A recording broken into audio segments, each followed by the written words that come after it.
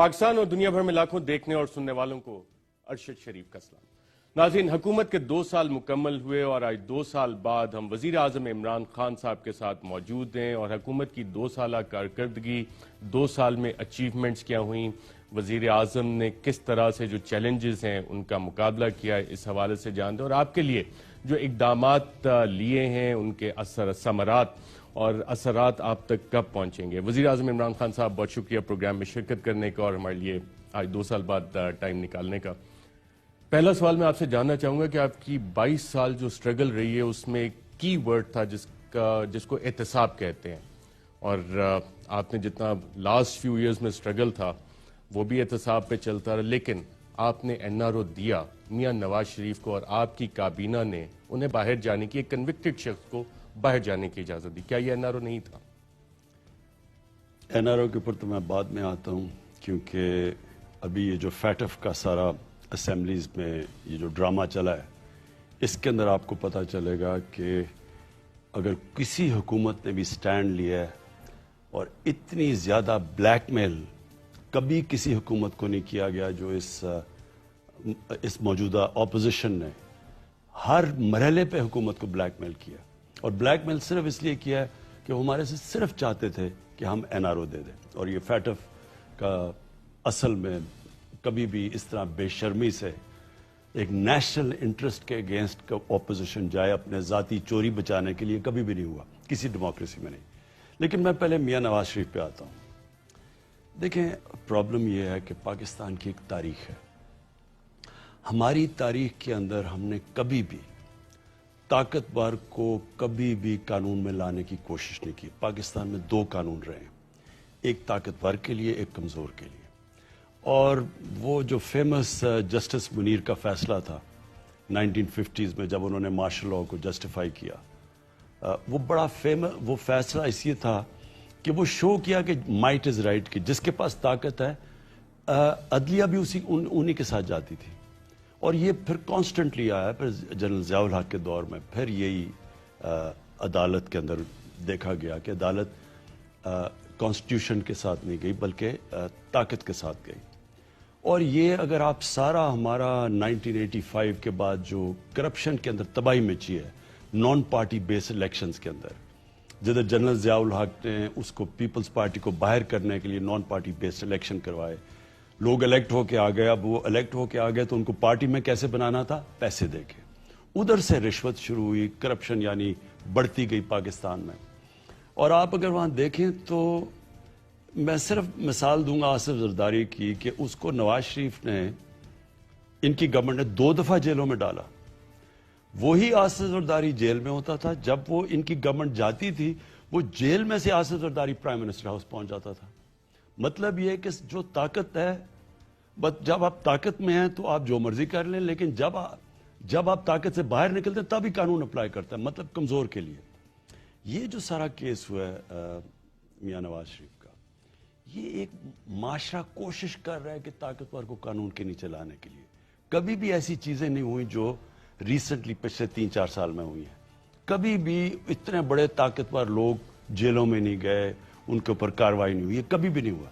ان کے 10 سالوں کے اندر، سوائے آخری سال نکالیں، 9 سالوں میں ان کی نیب نے ان کو بری کروایا، ان کے اوپر کیسز نہیں کیے۔ ان کے کیسز جو بنے ہوئے تھے، جو انہوں نے ایک دوسرے پہ بنائے ہوئے تھے کیسز، ان کیسز سے بچایا تھا نیب نے۔ لہٰذا جب ہماری یہ جو ایشو آیا نواز شریف کا، اب وہ ماحول ایسا بن گیا، پہلے تو ڈاکٹرز اوپینین آئے کہ جی وہ بچیں گے نہیں، ان کی جان خطرے میں ہے۔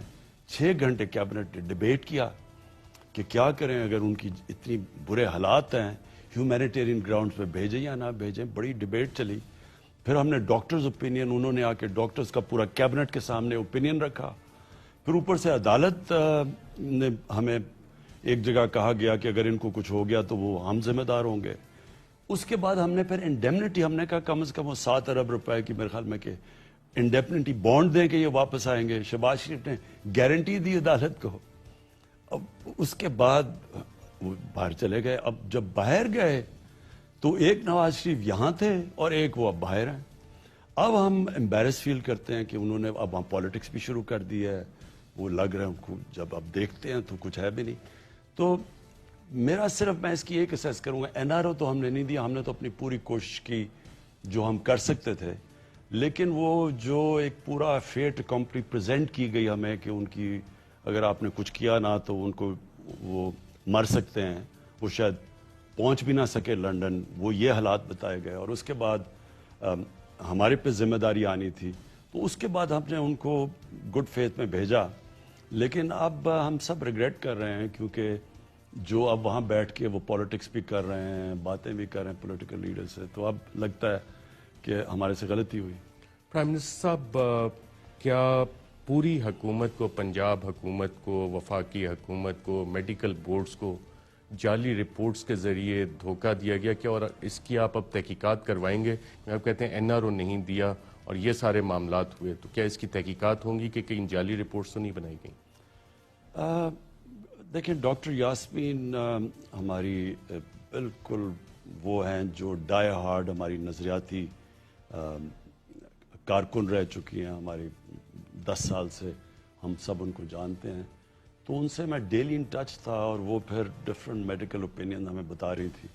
پھر میں نے ڈاکٹر فیصل جو اس وقت شوکت خانم کے چیف ایگزیکٹو اور انفیکشس ڈیزیز کے وہ ایکسپرٹ ہیں, ان کو میں نے خود بھیجا, تو ان سب نے کہا کہ دیکھیں ان کی پلیٹلیٹس کی وجہ سے تو ان کو شاید اتنا ڈینجر نہیں ہے, لیکن جو ریلیٹڈ بیماریاں ہیں ان کے ساتھ, اور انہوں نے کوئی 4-5 بیماریاں گنی, تو انہوں نے کہا کہ اگر ان کو ہم دیکھیں تو پھر ان کی جان خطرے میں آ سکتی ہے. پرائم منسٹر صاحب, لاسٹ ایئر جب آپ امریکہ کے دورے پہ گئے ہوئے تھے, وہاں آپ نے کھڑے ہو کے کہا کہ ایک بادشاہ نے بھی سفارش کی تھی اور کہ نواز شریف کو جانے دو. وہ بادشاہ کون تھے, اور اس کے علاوہ کس کس نے سفارش کی تھی کہ نواز شریف کو چھوڑ دو؟ دیکھیں وہ اس وقت کہنا برا لگتا ہے کیونکہ وہ اوبیسلی انٹرنیشنل ریلیشنز میں بڑی سینسٹیو چیزیں ہوتی ہیں, آپ میں نام نہیں لے سکتا, لیکن اس وقت تھا. دیکھیں ان کے ہیں تو ان کے کنیکشنز تھے باہر, لیکن انہوں نے ایسے نہیں کوئی کہا تھا, انہوں نے بڑے پولائٹلی کہا تھا, یہ نہیں کہا تھا کہ کوئی یہ اگر آپ نہیں کریں گے تو یہ ہوگا, انہوں نے بس کہا تھا کہ جی ہمارے تعلقات ہیں. لیکن دیکھیں وہ میرے لیے کوئی ایشو نہیں تھا. اگر مجھے میڈیکل اوپینین یہ نہ کہتا کہ ان کی جان خطرے میں ہے, میں پھر کبھی نہ الاؤ کرتا. پرائم منسٹر صاحب, آج سے 2 دن پہلے آپ نے کافی اسٹرانگ ایک میسج دیا, مجھے ٹائم بھی یاد ہے, 9:46 PM آپ کی ٹویٹس آئیں کہ فیٹف کے حوالے سے اپوزیشن این آر او مانگ رہی ہے اور نیب کو بالکل ڈی فینگ کرنا چاہتی ہے, ٹوتھ لیس کرنا چاہتی ہے. تو ایسی کون سی چیز ہے جو اپوزیشن مانگ رہی ہے, کون سا این آر او ہے جو وہ مانگ رہی ہے اور فیٹف پہ ڈیل کرنا چاہ رہی ہے؟ دیکھیں ارشد, یہ بڑا امپورٹنٹ ہے ہمارے دیکھنے والوں کے لیے بھی. یہ فیٹف کی بلیک لسٹ, اگر پاکستان فیٹف میں بلیک لسٹ میں چلا جاتا ہے تو ہمارے ملک کے اوپر کیا اثرات آئیں گے, کیونکہ لوگوں کو ابھی نہیں سمجھ آ رہی. لوگ فیٹف کرتے ہیں, لوگوں کو پتہ نہیں. فیٹف ہے فائنینشیل ایکشن ٹاسک فورس, جس کا مقصد یہ ہے کہ ٹرانسپیرنسی آئے اور اکاؤنٹیبلٹی آئے آپ کی جو پیسہ موو کرتا ہے. اس کے اندر ڈرگ منی بھی ہو سکتی ہے, اس کے اندر فائنینسنگ, ٹیرر فائنینسنگ بھی ہو سکتی ہے, اور اس میں منی لانڈرنگ بھی ہو سکتی ہے. ان کا وہ یہ چاہتے ہیں کہ ٹائٹ کنٹرولز کریں, جس کی وجہ سے ہمیں یہ لیجسلیشن اسمبلی میں لے کے آئے. لیکن لوگوں کو یہ سمجھنا ہے کہ اگر جو گرے لسٹ میں ہم نے انہیرٹ کیا تھا, یعنی گرے لسٹ نون لیگ کے زمانے میں پاکستان گیا تھا, جو ہمیں وراثت میں ملا تھا, اگر پاکستان بلیک لسٹ میں چلا جاتا ہے تو لوگوں کو پتہ چلنا چاہیے اس کے اثرات کیا ہوں گے اس ملک پہ. اس کا مطلب ہوگا کہ ہمارے بینکوں کے, جس طرح ایران کا حال ہے, ساری ڈیلنگز ختم ہو جائیں گی. اس کا مطلب کہ ہمارے ساتھ کوئی انٹرنیشنل فائنینشیل انسٹیٹیوشنز پاکستان سے ڈیل نہیں کریں گی. اس کا ڈائریکٹ مطلب ہوگا کہ ہمارے روپے پہ پریشر پڑے گا اور روپیہ گرے گا, اور جب روپیہ گرے گا اور روپیہ کدھر پہنچے گا, کیونکہ ہمارے پاس تو ریزروز ہی نہیں ہے, فورن کرنسی ریزروز روپے کو بچانے کے لیے. اور جب روپیہ گرے گا کیا ہوگا, بجلی, گیس, تیل سب کچھ مہنگا پاکستان میں. یعنی ابھی لوگ مہنگائی کی بات کر رہے ہیں, اگر ہم بلیک لسٹ میں چلے گئے یا وہ مہنگائی آئے گی, ہماری ساری اکانومی تباہ ہو جائے گی. کیونکہ بڑی مشکلوں سے پہلی اکانومی ایک تباہ ہوئی اکانومی ملی. تباہ کی کیا ڈیفینیشن ہے, ریکارڈ خسارے, انٹرنل خسارہ بھی ریکارڈ, جو کرنٹ اکاؤنٹ ڈیفیسٹ وہ بھی ریکارڈ $20 ارب کا. ادھر سے نکل رہی ہے اکانومی, اور اللہ کا شکر ہے کہ سارے انڈیکیٹرز ہیں صحیح ڈائریکشن پہ جا رہی ہے. اگر یہ اس پہ چلی جاتی ہے تو پاکستان کی تو سارا بالکل یہ ملک کی وہ تباہی ہوگی جو ہندوستان کوشش کر رہا ہے. کون ہمیں کوشش کر رہا ہے کہ پاکستان بلیک لسٹ میں جائے؟ مسلسل 2 سال سے ہندوستان لابی کر رہا ہے انٹرنیشنل کمیونٹی کو کہ پاکستان کو فیٹف کی بلیک لسٹ میں ڈالا جائے. یہ اپوزیشن کو پتا ہوتے ہوئے اس کے کیا امپلیکیشنز ہیں؟ یہ کیا کہہ رہے ہیں کہ ہمیں 2 کام کر دو, اپوزیشن کو یہ جو منی لانڈرنگ ہے اس میں سے قانون فیٹف میں سے نکال دو, اور دوسرا نیب, انہوں نے نیب کے 34 شکیں پیش کی ہیں, جو ٹوٹل 38 شکیں ہیں نیب کی, اس میں سے 34 انہوں نے امینڈمنٹس پیش کی ہیں, جس کا مطلب کہ نیب کی قبر دبا کے اس کو دفنا دیا جائے. یعنی ہمیں اکاؤنٹیبلٹی سے بھی بچا لیں, ہمیں منی لانڈرنگ سے بھی بچا لیں. اپنی چوری, پہلے انہوں نے نقصان کیا پاکستان کو چوری کر کے, پیسے یہاں سے چوری کر کے, سب لگے ہوئے تھے منی لانڈرنگ میں, یہاں سے چوری کر کے پیسہ باہر. آج تک نواز شریف ایک ڈاکیومنٹ نہیں دے سکا کہ ان کے بچوں کی اربوں روپے کی پراپرٹی باہر ہے. مریم نواز اس میں بینیفیشری اونر ہے, جو کہ جے آئی ٹی کی رپورٹ آئی ہے. یہ 4 مے فیئر, سب سے مہنگی لنڈن کے اندر جو جگہ ہے اس کی اپارٹمنٹس 4 ہے, اربوں روپے کی ہے. ایک بیٹا کوئی 8-9 ارب روپے کے گھر میں رہتا ہے, ان کے پاس اربوں روپے کی پراپرٹیز ہیں. ایک ڈاکیومنٹ نہیں بتا سکے کہ پیسہ باہر گیا کیسے. اور وہ ان کی سب سے بڑی کیا چیز ہے کہ کسی نہ کسی طرح یہ استعمال کریں, بلیک میل کریں. اور اس سے نہیں, صرف فیٹف سے نہیں, انہوں نے پہلے اکانومی کے اوپر آتے ساتھ ہی افراتفری مچا دی. پتا تھا کہ اکانومی کا کیا سچویشن. انہوں نے ہمیں کشمیر ایشو کے اوپر وہ سارے ہم کشمیر ایشو اٹھا رہے ہیں, سارے کنٹینر پر چڑھ گئے کہ جو گورنمنٹ کو گرانا چاہیے. کوئی کہتا ہے اسلام خطرے میں ڈال رہا ہے, کوئی کہتا ہے کہ اکانومی ہے, کوئی کہتا ہے مہنگائی ہے. 1 پوائنٹ ایجنڈا تب. پھر جب کووڈ ہوا, شہباز شریف جناب وہ ماسک پہن کے کمپیوٹر کے سامنے بھاگے لنڈن سے آئے, کیونکہ انہوں نے پتا تھا کہ یا کووڈ سے لوگ مرنے شروع ہو جائیں گے, اگر ہم ادھر سے بچائیں گے تو بھوک سے لوگ مرنے شروع ہو جائیں گے. تو ون سچویشن تھا. ساری اپوزیشن مجھے, ہم جو قدم اٹھا رہے تھے, جو ہم این سی او سی میں لگے ہوئے تھے, 1.5 مہینہ آپ اٹھائیں, انہوں نے مجھے کس طرح تنقید کی, کیا انہوں نے مجھے کہا. جو میں کر رہا تھا انہوں نے کہا جی ہاں جو یہ غلط کر رہے ہیں جی. یہ وہ چاہ رہے تھے, آپ ان کی ساری سٹیٹمنٹس پڑھیں, ہم وہ سٹیپس لیں جو ہندوستان نے لیے تھے. آج ہندوستان کی تباہی دیکھیں. ٹائم میگزین کے اندر مین کور آرٹیکل ہے کہ جو ہندوستان میں کووڈ کی وجہ سے تباہی ہے, جو غربت پھیلی ہے, کیسز بھی بڑھ رہے ہیں, لوگ بھی مر رہے ہیں, غربت بھی بڑھ رہی ہے. ہم جس طرح نکلے ہیں, ان کی تنقید دیکھیں. سو یہ ساری کو اب یہ فیٹف, سارا مقصد بلیک میل کرنے کا ہے کہ اپنی کسی طرح ان کی چوری بچ جائے. اور یہ سمجھ رہے تھے کہ اب فیٹف پہ ہم کیونکہ ڈریں گے, اتنا بڑا اس کے کانسیکوینسز ہیں, ہم ان کی بات مان جائیں گے اور ان کو این آر او دے دیں گے. اس کی کوئی ڈیڈ لائن بھی ہے فیٹف لیجسلیشن پاس کرنے کی, اور سینٹ میں میجورٹی ہے جہاں پہ 2 اس فیٹف ریلیٹڈ لیجسلیشن ریجیکٹ ہو گئی ہیں. تو اب آپ بطور چیف ایگزیکٹو کیا اسٹریٹجی بنا رہے ہیں کہ کس طرح ان بلز کو پاس کروانا ہے؟ ہم اگلے ہفتے جوائنٹ سیشن کر رہے ہیں, اور میں یہ امید لگا رہا ہوں کہ ان کے اندر نون لیگ اور پیپلز پارٹی میں ایسے لوگ ہیں جن کو پتا ہو, جوائنٹ سیشن سے پہلے ساری قوم کو پتا ہو کہ یہ کیا کرنے جا رہے ہیں. اگر جوائنٹ سیشن میں انہوں نے ہمیں ڈیفیٹ کیا, جو اس ملک سے پھر فیٹف کی بلیک لسٹ ہوگا, یہ سب ذمہ دار ہوں گے. قوم کو پتا ہونا چاہیے کہ یہ اپنی چوری بچانے کے لیے یہ ملک کو کدھر دھکیل رہے ہیں.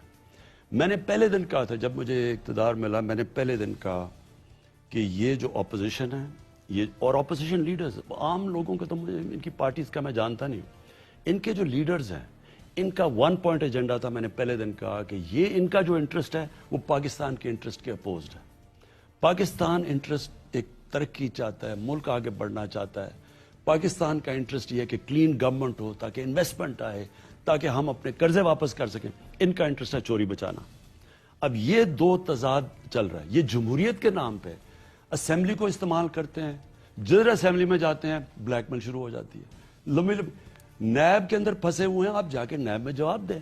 مجھے جب انہوں نے مجھے سپریم کورٹ میں 2 केसेस 6 केसेस मेरे ऊपर किए पॉलिटिकल विक्टिमाइजेशन की कि जनाब इसका लंदन का फ्लैट बताए किधर से आया। मैंने 60 दस्तावेज दिए। मैं हलाल का पैसा बाहर की कमाई करके पाकिस्तान लेके आ रहा हूं।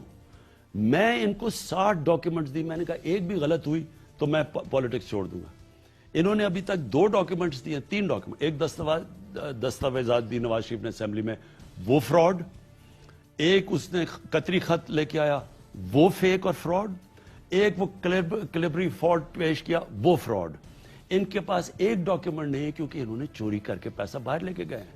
अब इनको सिर्फ और सिर्फ 1 पॉइंट एजेंडा पे अपनी सारी मुल्क की डेमोक्रेसी को हॉस्टेज रखा हुआ है। तो प्राइम मिनिस्टर साहब, आपने जॉइंट सेशन की बात की, जो मनी लॉन्ड्रिंग की क्लॉजेज हैं और नैब में तरामीम किए बगैर आप लेजिस्लेशन जॉइंट सेशन से पास करवा लेंगे? मेरी कोशिश होगी इसलिए, और हम पहले पूरे लोगों को बताएंगे, कौम को और इनके सारे मेंबर ऑफ पार्लियामेंट्स को ये हम आगाह करेंगे कि अगर आप इसको रिजेक्ट करेंगे तो आपको पता होना चाहिए कि आप हिंदुस्तान के साथ खड़े हैं। आप वही कर रहे हैं हिंदुस्तान जो कर रहा है पाकिस्तान को ब्लैक लिस्ट में डालने के लिए। तो जितना हिंदुस्तान हमारे से दोस्त है उतनी दोस्ती आप करेंगे। अपोजिशन का दावा है कि जो एहतसाबी अमल है वो विच हंट है। आला अदालतों की भी जजमेंट्स आएंगे, lopsided process of accountability use for political engineering. और आपकी हुकूमत चाहती है कि एहतसाब हो। शहबाज शरीफ साहब के भी, उनके ख़ानदान की जो टीटी सामने आई हैं, जरदारी साहब के भी केसेस चल रहे हैं, लेकिन अक्सर लोग देखते हैं कि अदालतों से काफ़ी सारा रिलीफ इनको मिल जाता है। और lopsided accountability, political winch Hunt, political engineering, ये इल्ज़ाम आते हैं और साथ कहते हैं कि वज़ीर आज़म साहब खुद बैठ के हमारे खिलाफ ये सारी कार्रवाइयाँ प्लान करें। क्या वाकई ऐसा है या इंडिपेंडेंटली हो रही हैं ये चीज़ें? अरशद, पहले ये रियलाइज़ कर लें कि सारी नैब इनके दौर पे बनी हुई है। नैब चेयरमैन इन दोनों ने मिलके, ये अपोजिशन और ये नवाज शरीफ और पीपल्स पार्टी ने मिलके उसको सिलेक्ट किया। सारी नैब में भर्तियां इन्होंने करवाई हैं। 95% केसेस जो है नैब के अंदर वो इनके दौर में है। कौन? ये इनका शहबाज शरीफ का दामाद इनके दौर में भाग गया, इसाक डार इनके दौर में भाग गया जब नून की गवर्नमेंट थी। केसेस इनके सारा जो इनके जितने साद रफीक जितने भी केसेस हैं, वो जो खाकान अब्बासी, उसके ऐसे इनके दौर के केस बने हुए हैं। हमने तो नहीं केस, हमारे दौर में सिर्फ एक केस बना है, वो शहबाज शरीफ की टीटी केसेस है। उसके अलावा तो इनके दौर के केसेस हैं। नंबर 1। नंबर 2, अगर मैं नैब से कर रहा हूं तो मुझे ये बताएं कि क्या मैं अलीम खान को 3 महीने में जेल में मैंने डलवाया? क्या सप्तान खान जो मियाँ वाली से हमारे MP हैं, उसको 3 महीने मैंने जेल में डलवाया? क्या अभी जो उस्मान बुज़दार को, उसको उन्होंने बुला लिया? ये जो केस है एक रिडिकुलस केस है। अपने मैं चीफ मिनिस्टर को अंडरमाइन करवाऊंगा। ये मैं बड़े मेरे रिजर्वेशंस हैं कि जिस तरह उन्होंने उसको बुलाया, उस्मान बुज़दार, एक सूबे के चीफ मिनिस्टर को एक फ्रिवलेस केस के अंदर, मेरे बड़े, तो क्या ये मैं सारा खुद करवा रहा हूँ?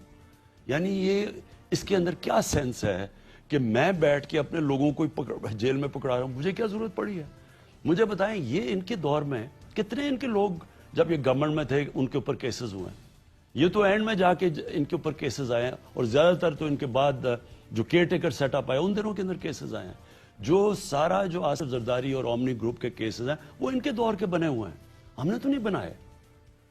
प्राइम साहब, अपोजिशन की दोनों बड़ी जमातें, पाकिस्तान पीपल्स पार्टी और पाकिस्तान मुस्लिम लीग नवाज, इनके बिलावल ने भी आपको ऑफर दी, शहबाज शरीफ ने कि जी हम आपके साथ मिल के बैठने के लिए तैयार हैं, लेजिस्लेशन भी, हुकूमत को मशवरे भी देने के लिए। आप अपोजिशन के साथ बैठने के लिए तैयार हैं? और अपोजिशन बार बार कहती है, एक कहते हैं कि आप नाकाम हैं, एक कहते हैं कि आप सिलेक्टेड हैं। तो इन लोगों के साथ कोई बैठ के लेजिस्लेशन और हुकूमत में आप देख रहे हैं कि अपोजिशन के साथ जो ताल्लुकात हैं वो आगे कैसे चलेंगे? देखिए, सिलेक्टेड, मैं इनसे मतलब कि इलेक्शन में धांधली हुई। मैंने सारी कैंपेन 2000 वो जो धरने की कैंपेन थी वो क्यों की थी? हमने 4 हल्के कहा था दे दो, 413 पिटिशंस के अंदर 413 पिटिशंस थी। उस इलेक्शन में रिकॉर्ड धांधली हुई थी। मैंने सिर्फ इनको सैंपल कहा था, मैंने कहा 4 हल्के खोल दो। इन्होंने क्यों नहीं खोले? क्योंकि इनको पता था धांधली हुई है। उनमें से जब खोले गए तो उनके अंदर بے ضابطہ کہہ دیں، دھاندلی کہہ دیں، بالکل وہ غلط الیکشن ہوئے تھے. میں کیوں کہہ رہا تھا چار حلقے کھولنے سے میری گورنمنٹ تو نہیں آ جانی تھی. میں اس لیے کہہ رہا تھا کہ اگلا الیکشن ٹھیک ہو. انہوں نے مل کے سیبوٹاج کیا. جو اس کے بعد جوڈیشل کمیشن نے فائنڈنگز بھی دی، ان کے اوپر بھی عمل نہیں ہوا. جب اگلا الیکشن ہوا انہوں نے شور مچا دی، دھاندلی ہوئی ہے. پہلے دن ہم نے ان کو کہا اسمبلی میں کہ ٹھیک ہے ہم تیار بیٹھے ہیں، آپ جو بتاتے ہیں ہم آپ کے لیے کھولنے کے لیے تیار ہیں. ان کو پتا تھا نہیں ہوئی، انہوں نے ہمیں کوئی حلقے ہی نہیں دیے، کبھی کچھ نہیں بتایا. سلیکٹڈ کا شور مچا دیا. ان کو پتا تھا کہ کتنی بری طرح ہارے ہیں. اس کے بعد ہر وقت گول پوسٹ شفٹ ہوتے رہے. پہلے ہوا انہوں نے کہا الیکشن کے اندر پروبو، ہم تیار ہو گئے. اس کے بعد کچھ اکانومی ٹائم کرنے لگی ہے جی، اس کے اوپر اکانومی تو تباہ کر کے چھوڑ کے گئے تھے اور آتے ساتھ ہی شور مچا دی کہ جی اکانومی تباہ ہو گئی. انہوں نے آتے ساتھ ہی کہ یہ گورنمنٹ فیل ہو گئی ہے. اور پھر سال نہیں لگا وہ مولانا فضل الرحمان کے سارے کنٹینر پہ چڑھ گئے. مولانا کہہ رہا ہے کہ جناب وہ اسلام خطرے میں ہے، کوئی کہہ رہا ہے کہ مہنگائی ہو گئی، کوئی کچھ کہہ رہا ہے. یہ کیوں یہ سارے اتنی جلدی گورنمنٹ کو گرانے بلیک میل کر رہے تھے. آج ابھی سال نہیں ہوا تو سارے کنٹینر پہ چڑھ گئے. صرف ون پوائنٹ ایجنڈا ان کا. کسی طرح ان کے کرپشن کے کیسز سے میں ان کو چھوڑ دوں. میرا یہ آپ کے سامنے میں نے قوم کو پہلے دن وعدہ کیا تھا، دنیا ادھر ادھر ہو جائے اگر میں نے ان کے کرپشن کے، آج یہ جو چاہ رہے ہیں نا یہ ہمیں بلیک میل کر رہے ہیں فیٹف کے اوپر، اگر میں نے یہ کر دیا میں اس ملک سے سب سے بڑی غداری کروں گا. میری گورنمنٹ چلی جائے وہ مجھے منظور ہے، لیکن ان کو اگر میں نے کرپشن کیسز سے نکال دیا میں اللہ کو جواب دے ہوں. میں سارا وقت عمر کے حصے سے میں سوچ رہا ہوں کہ میں نے اپنی آخرت کا سوچنا ہے، اللہ کو جواب دینا ہے. جنرل مشرف نے اس ملک سے سب سے بڑا ظلم کیا تھا. نواز شریف کو اس نے حدیبہ پیپر مل کے کیس میں امیونٹی دی اور باہر بھجوا دیا. NRO number 1. آصف زرداری کو $60 ملین ان کے پڑے ہوئے تھے سوئٹزرلینڈ میں، اربوں روپیہ انہوں نے وکیلوں کے اوپر خرچ کیا. جب وہ کیس میچور ہو رہے تھے اور جو سرے محل تھا، نون لیگ نے سرے محل اٹھایا. وہ سرے محل انہوں نے ڈر گئے کیونکہ ان کے پاس تو بتانے کے لیے تھا کہ کدھر سے خریدا ہے. وہ سرے محل کا پیسہ بکا، پیسہ پاکستان کو آنا تھا. جنرل مشرف نے NRO جب دیا اپنی کرسی بچانے کے لیے ان دونوں کو، وہ سرے محل بھی ہضم کر گئے، $60 ملین بھی انہوں نے رکھ لیا. نون لیگ جب اپوزیشن میں انہوں نے کوئی بات نہیں کی. سپریم کورٹ کہتا رہا $7 ملین کیونکہ ان کا مکمکا ہوا تھا. اس مکمکا نے جنرل مشرف کے NRO نے 4 گنا پاکستان کا قرضہ چڑھایا جس کی آج ہم قیمت ادا کر رہے ہیں. ہم نے جو سارا پیسہ ٹیکس کا پیسہ اکٹھا کیا پہلا سال، آدھا چلا گیا ان کے لیے ہوئے قرضوں کی قسطوں پہ. یہ کیا انہوں نے ملک کے ساتھ. میں یہ کبھی نہیں کروں گا. جو مرضی ہو جائے، یہ جتنی مرضی بلیک میل کریں، ان ساروں کا جب تک احتساب نہیں ہوگا یہ ملک آگے بڑھ ہی نہیں سکتا. پرائم منسٹر صاحب، آپ کو کئی دفعہ میرے خیال 2 سال میں کہا گیا کہ ملک کو سیاسی استحکام چاہیے، پولیٹیکل سٹیبلٹی چاہیے، اپوزیشن کے ساتھ بیٹھنا چاہیے. تو آپ نے یہ آرگومنٹ بائی کیا ہے؟ دیکھیں، مجھے تو پہلے دن سے پتا تھا. ان سے جو میسیجز آ رہی تھی، آرام سے ان سے ہم بات کر لیں، NRO دے دیں، بڑے آرام سے 5 سال نکل سکتے ہیں. کوئی شور شرابہ نہیں، اچھی اسمبلی میں ہم تقریریں کریں سارے کھڑے ہو کے، سارے جمہوریت کو بچا رہے ہیں مل کے. ان کی چوری بچانے کی تھی نا. دیکھیں، کمپرومائز ہی کرنا ہوتا ہے. کمپرومائز زندگی کا حصہ ہے. انسان کو زندگی میں کمپرومائز کرنا پڑتا ہے. لیکن انسان جس وقت اپنی ویژن، اپنے مقصد، اپنے نظریے پہ کمپرومائز کرتا ہے اس وقت وہ مرتا ہے. جو بھی کبھی بھی آپ اپنے، جس طرح ہمارے نبی صلی اللہ علیہ وسلم کی ہم ساری زندگی ہمیں قرآن میں کہا ہوا ان کی زندگی سے سیکھو. صلح حدیبیہ ایک اپنے مقصد پہ پہنچنے کے لیے کمپرومائز تھی. لیکن جب ان کو کوئی کسی نے کہا نا جی کہ اپنے ایک خدا پہ کمپرومائز کرو، تو انہوں نے کہا چاند ایک ہاتھ میں دو اور سورج ایک ہاتھ میں. پھر بھی وہ اپنے مقصد پہ کبھی نہیں کمپرومائز کرتے. ان کو NRO دینا ہماری نظریہ مقصد پہ کمپرومائز ہوگا. پرائم منسٹر صاحب، حکومت کی 2 سالہ کارکردگی، اس کو آپ کس طرح سے ایویلویٹ کرتے ہیں؟ میں سمجھتا ہوں جی کہ پاکستان بڑے مشکل وقت سے نکلا ہے. شروع میں ہمارے پاس فورن ایکسچینج ہی نہیں تھا. ہمیں اپنی باہر کی لائبلٹیز دینی تھی، ہم نے قسطیں دینی تھی قرضوں کی. پہلے سال جو ہمیں قرضوں کی قسطیں دینی تھی وہ $10 ارب تھا. ہمارا جو ٹریڈ گیپ تھا وہ $40 ارب کا تھا. $60 ارب کی امپورٹس اور $20 ارب کی ایکسپورٹ سکڑ کے $20 ارب پہ آگے کوئی انہوں نے روپیہ آرٹیفیشلی اوپر رکھا ہوا تھا. تو امپورٹس کرنی زیادہ سستی تھی, ایکسپورٹس مہنگی ہوئی, ایکسپورٹ سکڑ گئی. سب سے بڑا تاریخی ٹریڈ گیپ پاکستان کی تاریخ کا. اب اس کے اندر پہلے تو ڈیفالٹ سے بچانا تھا اپنے ملک کو, وہ بڑا مشکل فیز تھا. پہلا سال وہی سٹیبل کرنے میں نکل گیا.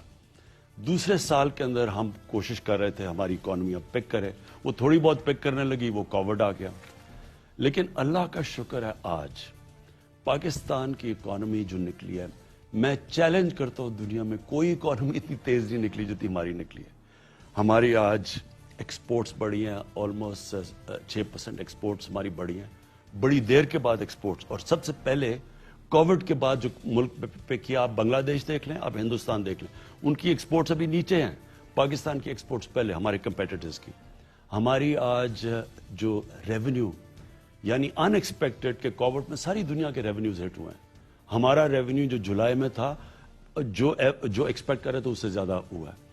اس وقت ہماری سٹاک مارکیٹ اوپر کیوں جا رہی ہے؟ لوگوں کو ہوپ نظر آ رہا ہے. ہمارے کنسٹرکشن پیکج کی وجہ سے سیمنٹ کی سیلز اوپر جا رہی ہیں, گاڑیوں کی سیلز بڑھی ہیں, موٹر سائیکلز کی سیلز بڑھی ہیں. جو پاکستان کا جو ڈائریکشن ہے لوگوں کو پہلی دفعہ امید نظر آ رہی ہے. سو اس لیے پاکستان اب صحیح ڈائریکشن کے اوپر لگا ہے, مشکل 2 سال کی سٹرگل کے بعد. پرائم منسٹر, آپ نے کنسٹرکشن پیکج کی بات کی اور غریب لوگوں کو آپ نے 50 لاکھ گھروں کا وعدہ بھی کیا تھا.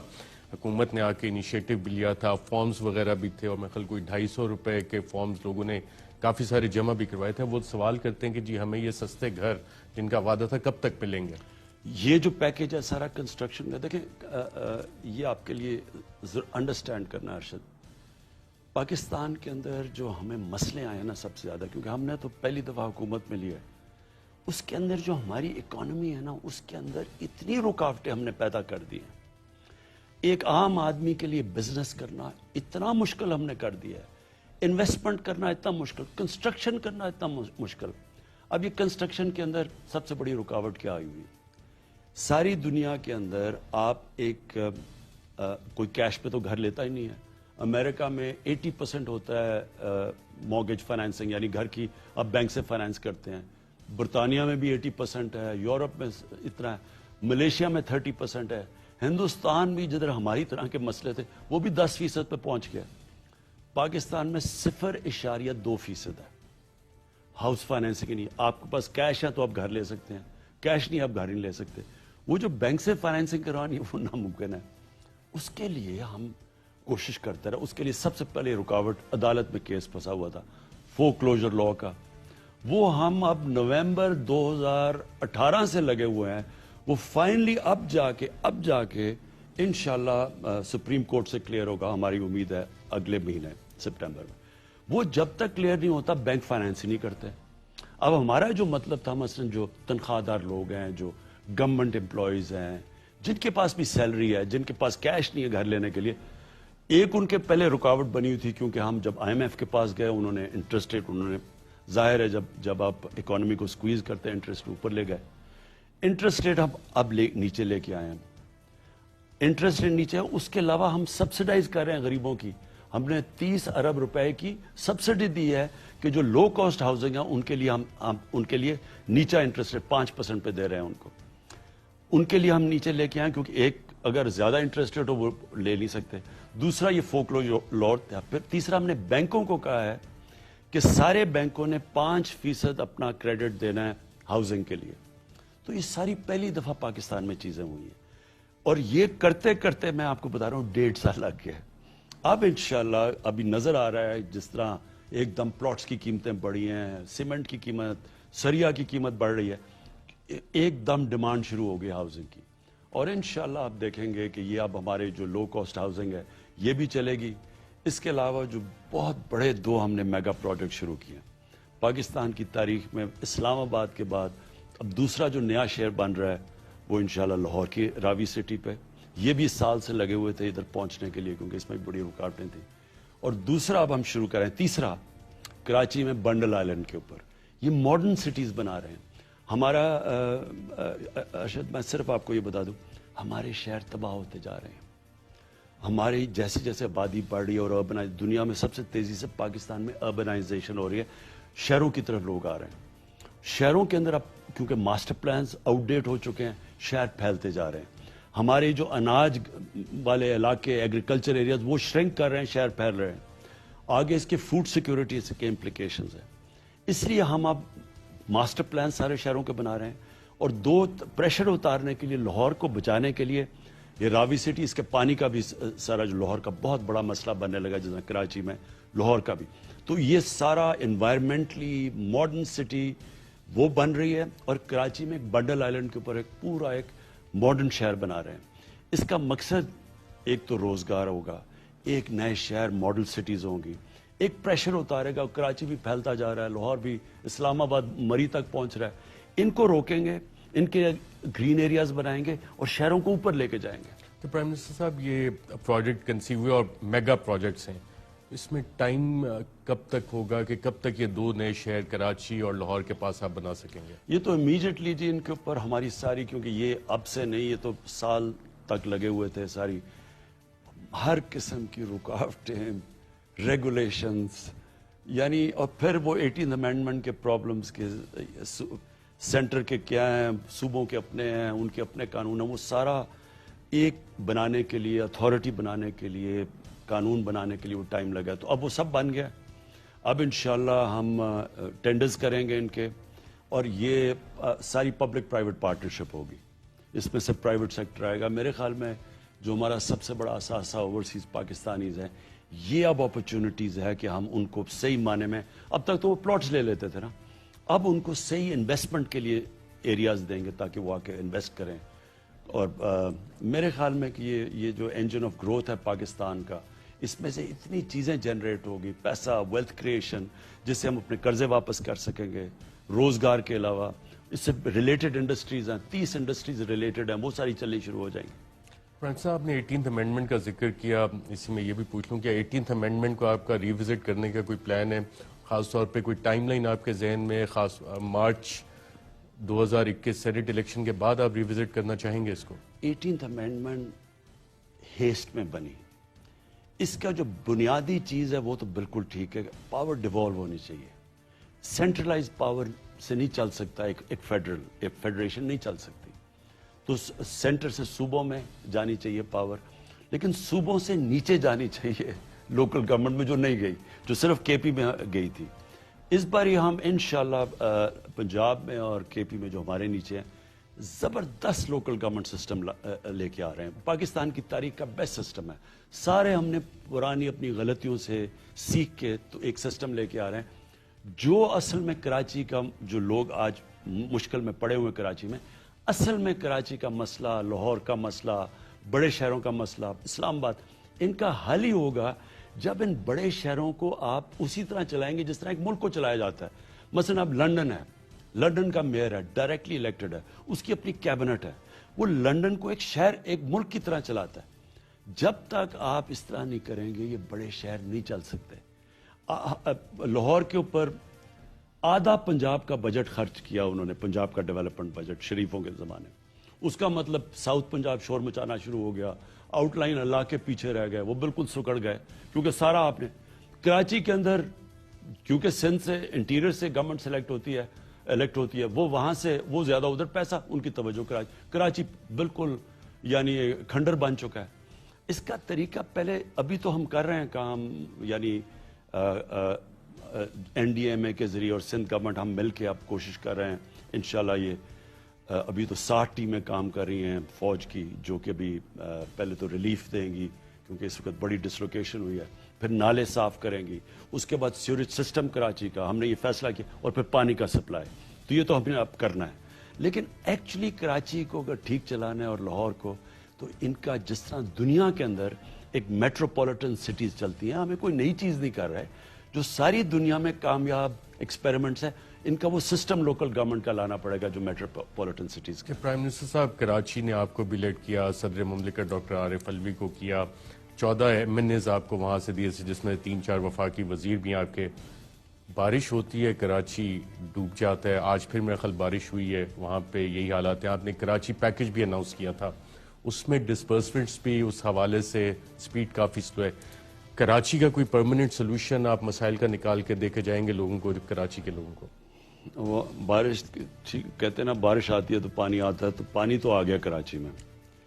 پرابلم یہ ہے کہ کراچی کی, میں پھر ریپیٹ کرتا ہوں, جب تک کراچی کو ایز اے میٹروپولیٹن سٹی, بلکہ ایک ملک کی طرح, لاہور کو ایک ملک کی طرح چلائیں, لنڈن ایک ملک کی طرح چلتا ہے, پیرس ملک کی طرح, نیو یارک, ان کا دیکھیں میئر جب آتا ہے ٹی وی پہ تو وہ بالکل ایک جس طرح کے ایک کنٹرول میں ہے پورے شہر کے, سب کچھ وہ کنٹرول کرتا ہے, نہیں تو وہ چل نہیں سکتا. ہاں ہمارے اس وقت شہر بالکل یہ نگلیکٹ کی طرف جا رہے ہیں. آپ تو یہ چھوڑ دیں, ساتھ والا ملک ہے تہران, آپ تہران چلے جائیں, آپ ممبئی چلے جائیں, ممبئی کو اور یہ دلی چلے جائیں, ان کے لیے پورا ان کے سیٹ اپس بنے ہوئے ہیں, وہ بالکل مختلف. آپ کو پتا ہے دلی جو پیسہ, ممبئی جو پیسہ اکٹھا کرتا ہے وہ $1 بلین اکٹھا کرتا ہے, اپنا ریونیو وہ پھر اپنے پہ خرچ کرتا ہے. اسی طرح تہران $500 ملین تہران ان سینکشنز کے دور میں وہ خرچ کرتے ہیں. آپ تہران کو دیکھیں, سینکشنز کے باوجود ایک ماڈرن سٹی ہے.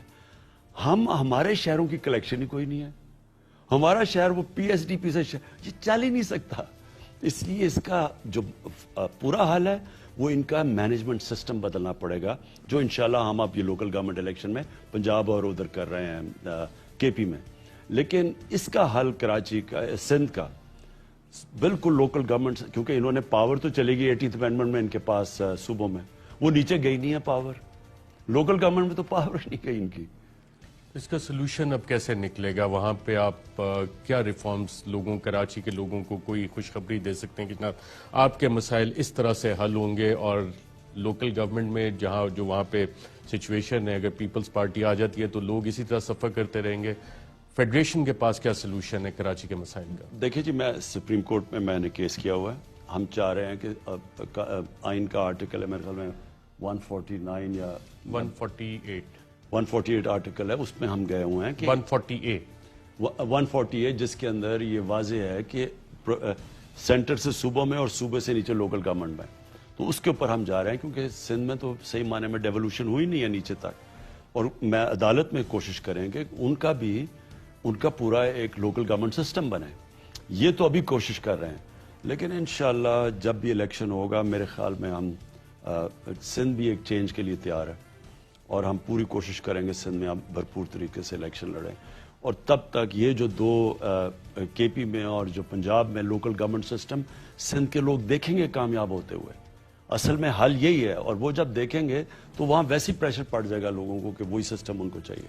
اچھا پرائم صاحب, آئی ایم ایف کا پروگرام اور اس کی جو کنڈیشنلٹیز ہوتی ہیں, پاکستان دوبارہ بھی آئی ایم ایف پروگرام میں جا رہا ہے, اور اس میں جائیں گے تو بجلی کی قیمتیں دوبارہ بڑھنی ہیں, گیس کی قیمتیں بڑھنی ہیں. Are you prepared for that?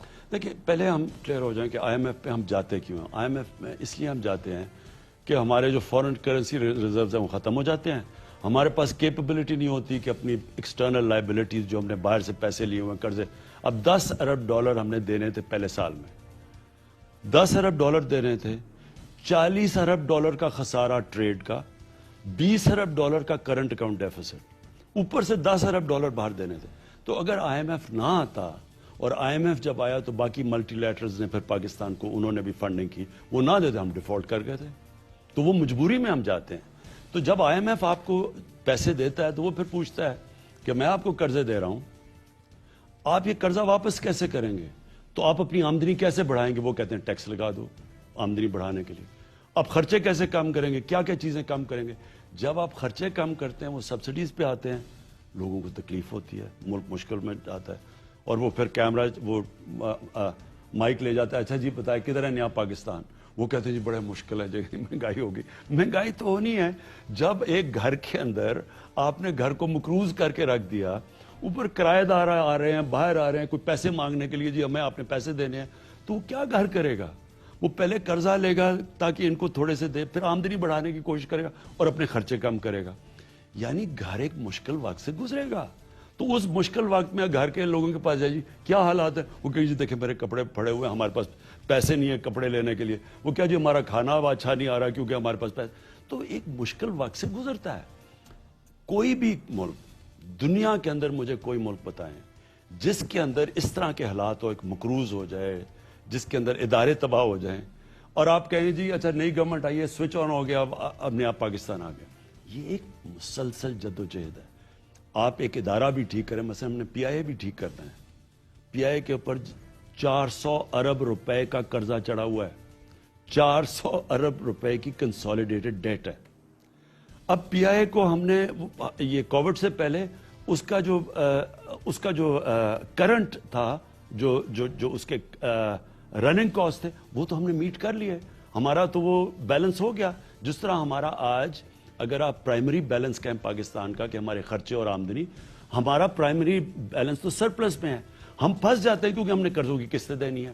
اسی طرح ہمارا جو کرنٹ اکاؤنٹ ڈیفیسٹ تھا وہ اس باری جولائی کے مہینے میں $400 ملین کا سرپلس میں چلا گیا ہے. ہم پھنستے کدھر ہیں؟ 100 ارب ڈالر کا جو قرضہ تھا اس کے اوپر جو قسطیں دینی ہے وہ ہمارے اوپر بوجھ بنا ہوا ہے. بجلی کے اندر, گیس کے اندر اگر ہمیں یہ قرضے نہ دینے پڑے جو انہوں نے مہنگے پاور جنریشن کے پلانٹس لگائے ہوئے ہیں. اب بجلی بن رہی ہے جناب 17 روپے کی ایوریج پہ, کوئی سستی ہے کوئی مہنگی ہے, لیکن ایوریج بجلی کی جنریشن ہے 17 روپے کی. لوگوں کو ہم بیچ رہے ہیں 14 روپے کی. 3 روپے کا بیچ میں فرق ہے.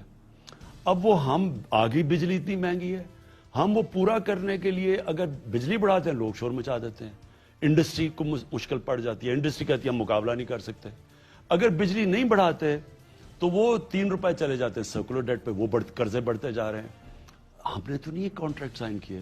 ہم نے تو جو ابھی کانٹریکٹ سائن کیے ہیں یہ ونڈ پاور کے, ہمارے تو سستے 6 سینٹ کے کانٹریکٹ ہے, 5 سینٹ کے کانٹریکٹ سائن کیے ہیں جو ہم پھنسے ہوئے ہیں ان کے کانٹریکٹ. اسی طرح گیس, اب گیس پاکستان میں نیچے جا رہی ہے, ہماری اپنی گیس نیچے جا رہی ہے, انہوں نے کنویں کھود ہے. جو کانٹریکٹ سائن کیا ہے انٹرنیشنل, اس سے آج آدھی قیمت کی ہم نے گیس لی ہے, لیکن 15 سال کا کانٹریکٹ سائن کر لیا.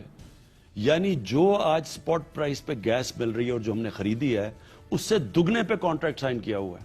اب ری نیگوشیٹ کر رہے ہیں کانٹریکٹ. دیکھیں نا, اب وہ تو ان کے اوپر ہے. وہ اگر ہم نہیں دیتے وہ چلے جاتے ہیں انٹرنیشنل آربیٹریشن کے اندر. سوورن گارنٹیز دی ہوئی ہیں. اسی جس طرح آپ کو پتا ہے اب جب باہر گئے 6 ارب ڈالر کا ریکارڈ ڈیک کے اوپر ہمارے اوپر ڈیمیجز آ چکے ہیں. کارکے کے اوپر 1.25 ارب ڈالر کا ہمارے اوپر ڈیمیج ہو گیا. وہ شکر ہے پریزیڈنٹ اردوغان نے ان سے بات کر کے انہوں نے وہ ختم کیا. تو کارکے پہ ہم نے انہیں فیور دیا یا انہوں نے ہمیں فیور دیا؟ انہوں نے ہمیں فیور دیا کیونکہ ہمارے اوپر تو ڈیمیج ایوارڈ ہو گیا تھا. جو 1.2 بلین ڈالرز کا ڈیمیج تھا وہ تو ایوارڈ ہو گیا تھا. تو فیور تو انہوں نے دیا کہ انہوں نے جا کے پھر ان سے بات کی اور زیرو. صاحب آپ کی حکومت نے ایوارڈز بھی نومینیشن دیا آئی ایس آئی کے چند افسران کو جنہوں نے کرپشن کا ٹریل بھی اس میں پکڑ لیا تھا. تو یہ ایز اے فرینڈشپ جسچر آپ نے ٹرکی کو رائٹ آف کیا, کیونکہ اگر آپ یہ پرسیو کرتے کیسز تو پینلٹی ہو کے کار کے بین بھی ہو سکتی تھی. پریزیڈنٹ طیب اردوغان نے آپ سے پرسنل ریکویسٹ کی تھی کہ اب ان کو چھوڑ دیں, معاف کر دیں. بالکل اس کا اپوزٹ تھا. دیکھیں جب آپ انٹرنیشنل آربیٹریشن کے اندر جاتے ہیں وہ ان نون ٹیریٹری ہے. ہمیشہ آپ سیٹل کرتے ہیں آؤٹ آف کورٹ, کیونکہ جو انٹرنیشنل آربیٹریشن ایک تو چلتی بڑی لمبا ہے اور آپ کوئی پروڈکٹ نہیں کر سکتا اس کا آؤٹ کم کیا. اسی طرح ریکارڈ ڈیک کے اندر بھی ہم نے کوئی کرپشن دکھائی ہوئی ہے. کرپشن تو ہم نے دکھائی ہوئی, اس کے باوجود ہمارے اوپر 6 ارب ڈالر کا ڈیمیج آ گیا. ابھی بھی ہم کوشش کر رہے ہیں وہ لڑنے کی, لیکن یہ انچارٹڈ ٹیریٹری ہے. جب آپ آربیٹریشن میں چلے جاتے ہیں آپ کو تو نہیں پتا آؤٹ کم کیا. وہ ایکسیپٹ کریں گے آپ کے کیسز یا نہیں کریں گے, لیکن اس میں کوئی شک نہیں کہ ہماری پوری ٹیم نے بڑا زبردست کام کیا. یہ بالکل آپ ٹھیک کہہ رہے ہیں کہ اگر وہ لیوریج نہ ہوتی تو وہ ہمارے پاس تو کچھ بھی نہیں تھا, ہمیں تو دینے پڑنے تھے پیسے. اچھا پرائم منسٹر صاحب, بڑا ریئر ہوتا ہے کہ میں کوئی کمپلیمنٹ کسی کو دوں. ایک کمپلیمنٹ آپ کی حکومت کو اور خاص طور پہ آپ کو جاتا ہے کہ آپ نے کمیشنز آف انکوائری کانسٹیٹیوٹ کی اور اس کی پھر رپورٹس پبلک بھی ہوئیں. شوگر انکوائری کمیشن آپ نے بنایا, اس کی رپورٹ پبلک ہوئی. ویٹ اسکینڈل کے اوپر آپ نے کمیشن بنایا, رپورٹ اس کی پبلک ہوئی. آئی پی پیز پہ بھی آپ نے کمیشن آف انکوائری بنایا تھا, اس کی رپورٹ پبلک تو نہیں ہے لیکن لیک یقیناً ہو گئی تھی. آئی پی پیز کے ساتھ آپ کے جو ایم او یوز ہوئے ہیں اس میں کچھ پروگریس ہوا ہے, اور کیا یہ آپ انشور کر سکیں گے کہ جو ایم او یوز ہیں وہ انفورس ہو سکیں اور اس سے پاکستان کا کوئی فائدہ ایکسپیکٹڈ ہے؟ ہم ارشد इंशाल्लाह सेकेंड वीक सितंबर में हम पूरी एक कौम के सामने प्लान लेके आ रहे हैं अपने पावर सेक्टर का, जिसके अंदर आईपीपीज के साथ जो भी ये इतनी बड़ा कॉम्प्लेक्स किस्म की एग्रीमेंट हुई है और बड़ी अच्छी एग्रीमेंट हुई है। मैं अच्छी एग्रीमेंट क्यों कहता हूं कि अगर वो आईपीपीज चाहते तो वो ना भी करते। उससे होना क्या था, जाना था फिर इंटरनेशनल आर्बिट्रेशन में, सॉवरेन गारंटीज हमने लिख के दी हुई थी। आईपीपीज तो सॉलिड ग्राउंड पे थे, कसूर तो हमारी गवर्नमेंट्स का था, जिन्होंने बजाय पाकिस्तान की अवाम के इंटरेस्ट प्रोटेक्ट करने के लिए वो कॉन्ट्रैक्ट ऐसे साइन कर रहे थे जैसे कि वो जो साइन कर रहे थे हमारे से गवर्नमेंट्स और जो भी आईपी उनके इंटरेस्ट प्रोटेक्ट कर रहे थे। पकड़ना तो इनको चाहिए है, कसूरवार तो ये है, फंसाया तो इन्होंने हमें है इसके अंदर। आईपीपीज का तो मैं शुक्रिया अदा करना चाहिए कि मान गए, ना मानते। लेकिन जो पब्लिक के सामने हम अब लेके आएंगे एक पूरा कॉम्प्रिहेंसिव प्लान, लोगों को बताएंगे कि इससे क्या हमें फायदा होगा। अब मजीद और भी हम निगोशिएट कर रहे हैं, गवर्नमेंट की भी आईपीपीज है, उनका भी बहुत बड़ा शेयर है, उनसे भी हम निगोशिएट कर रहे हैं।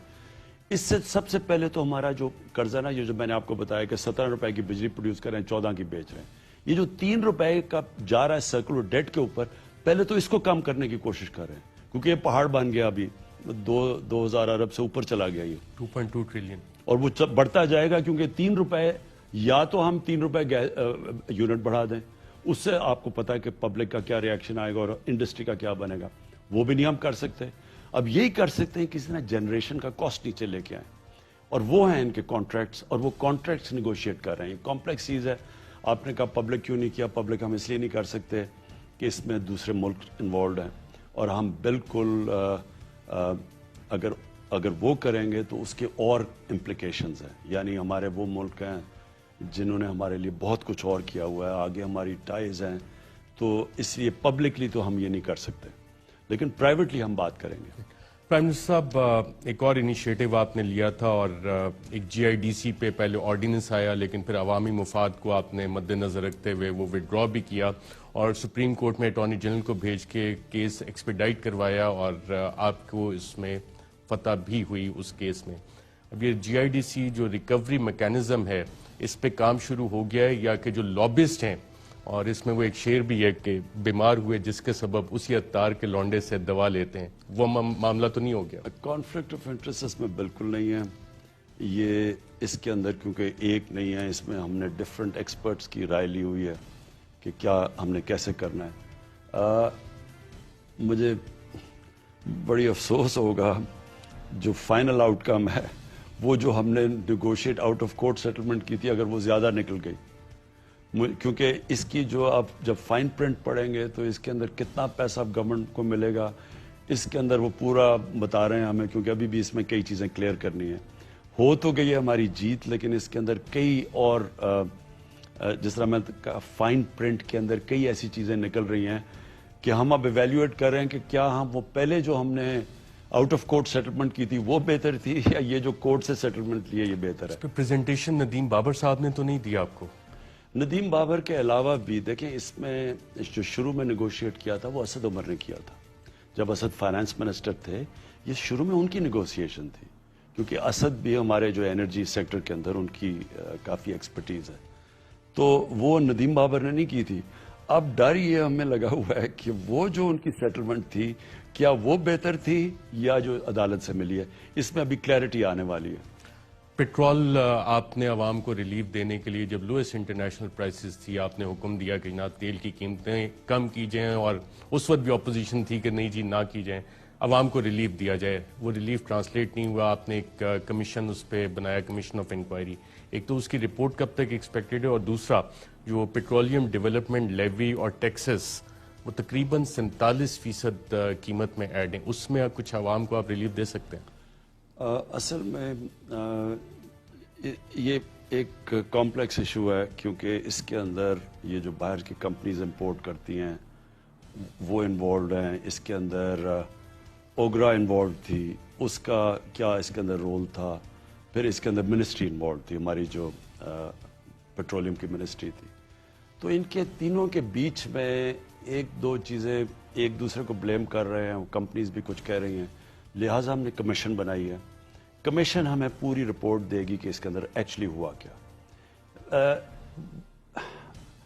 ایک یہ اب ہم وہ کہہ رہے ہیں کہ ایک آئی بھی تھی ہماری منسٹری کی طرف سے کہ اتنی کم قیمت نہ کرو. انہوں نے کہا اگر آپ کیونکہ ہم نے کہا ڈائریکٹلی لوگوں کو فائدہ ہونا چاہیے, ہم نے پوری ڈراپ کر دی پیٹرول کی جو انٹرنیشنل گرا تھا. اس سے ہوا کیا کہ وہ جو کمپنیز نے امپورٹ کرنا تھا انہوں نے کہا جی ہمیں تو ایکچولی لاس ہوگا اگر ہم اس قیمت پہ کریں. انہوں نے وہ کیا نہیں. جو ریگولیٹر تھا اس کو جو دیکھنا چاہیے تھا انہوں نے پوری طرح دیکھا نہیں. تو بلیم گیم ہے, لہٰذا یہ کمیشن سے ایکچوئل فیکٹس ہمیں پتہ چل جائیں گے. اور اس کا بڑا فائدہ دیکھیں, کمیشن کا فائدہ یہ ہوتا ہے جس طرح اب شوگر کمیشن بھی ہے, جس طرح ہمیں یہ جو آٹا کی بھی کمیشن نکلی ہے, اس میں اب ہم پلاننگ کر رہے ہیں کہ آگے سے غلطیاں نہ دہرائی جائے کہ کون سی ہم نے غلطی کی, کس نے ناجائز فائدہ اٹھایا. ایک ہمیں بعد میں پتا چلا کہ جی اگر وہ ریزروز نہیں رکھیں گے, وہ جو کمپنیز تھی یہ جو آئل مارکیٹنگ کمپنیز تھی, اگر یہ آئل ریزروز نہیں رکھیں گی تو ان کے پاس جو پینلٹی تھی وہ انسگنیفیکنٹ تھی, انہوں نے پینلٹی دے دینی تھی. تو ہم نے اب ریئلائز کیا کہ آگے سے اگر اس طرح کی سچویشن ہے تو پینلٹیز تو اتنی ہوں تاکہ وہ فورس ہوں اپنے ریزروز رکھنے کے لیے. قانون کے مطابق ہے, ٹھیک ہے جی ہم پینلٹی دے دیتے ہیں.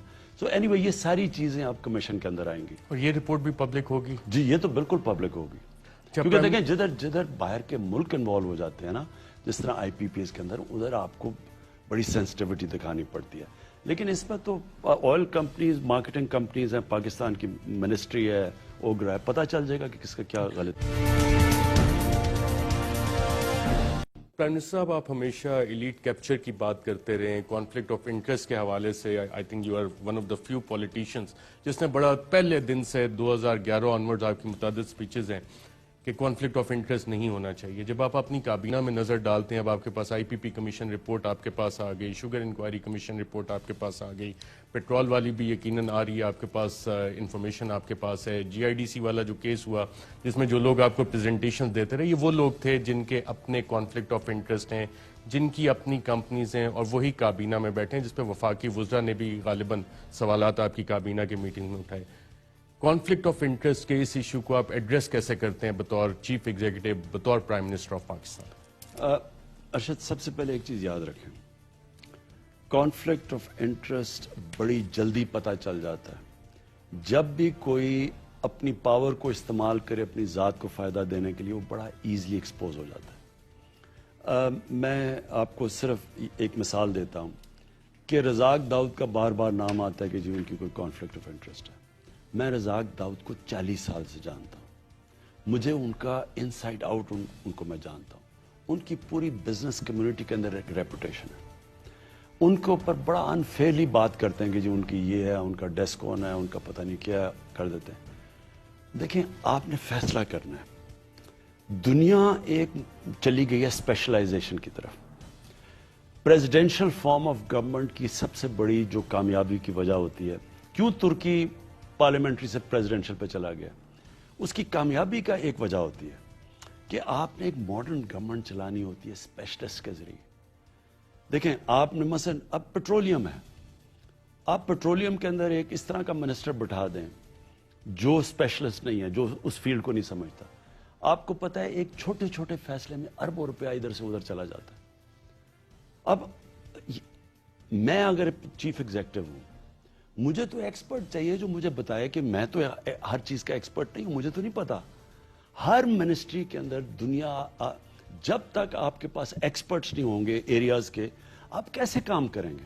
اب ایک وقت تھا 1960s میں جب پاکستان کی سب سے تیزی سے, اگر آپ ڈیولپمنٹ میں کرتے ہیں تو 1960s وہ 10 سال تھے جو پاکستان سب سے تیزی سے ڈیولپ کیا. آپ وہ 1960s میں جو سب سے کی رول تھا وہ پاکستان کی سول سروس کا تھا. ہماری سول سروس انٹرنیشنل سٹینڈرڈ کی تھی, سارے ایشیا میں ہماری سول سروس کا نام تھا. وہ سول سروس نے اس طرح کی گورننس سسٹم دیا, پاکستان اٹھ گیا. بدقسمتی سے ہم نے 1970s میں آہستہ آہستہ پولیٹیسائز کر کے, میرٹ ختم کر کے, بیوروکریٹس کو اپنے ذاتی نوکر ٹریٹ کر کے آہستہ آہستہ ان کی سٹینڈرڈ نیچے چلے گی. آج بیوروکریسی کے اندر جو ہمارا بیسٹ, 60s میں پاکستان کا بیسٹ ٹیلنٹ ایسٹ اور ویسٹ پاکستان سے سب سے مشکل ایگزام سول سروس کا امتحان تھا, بیسٹ ٹیلنٹ اوپر آتا تھا. اب ہمارے پاس سول سروس میں نہ وہاں ایکسپرٹیز ہے. آپ جب وزیر لے کے آتے ہیں, وزیروں کو تو پولیٹیکل لوگ ہیں, ان کی تو ایکسپرٹیز نہیں ہے. تو جب آپ کیا کریں گے؟ مثلا آپ جو بھی فیلڈ سے لے کے آئیں گے وہ اسی فیلڈ کو سمجھتا ہوگا تو وہ ہوگا. اب رزاق داؤد کی جو ڈیسکون ہے وہ بلو چپ کمپنی ہے, دنیا باہر کام کرتے ہیں وہ, یعنی وہ ہے.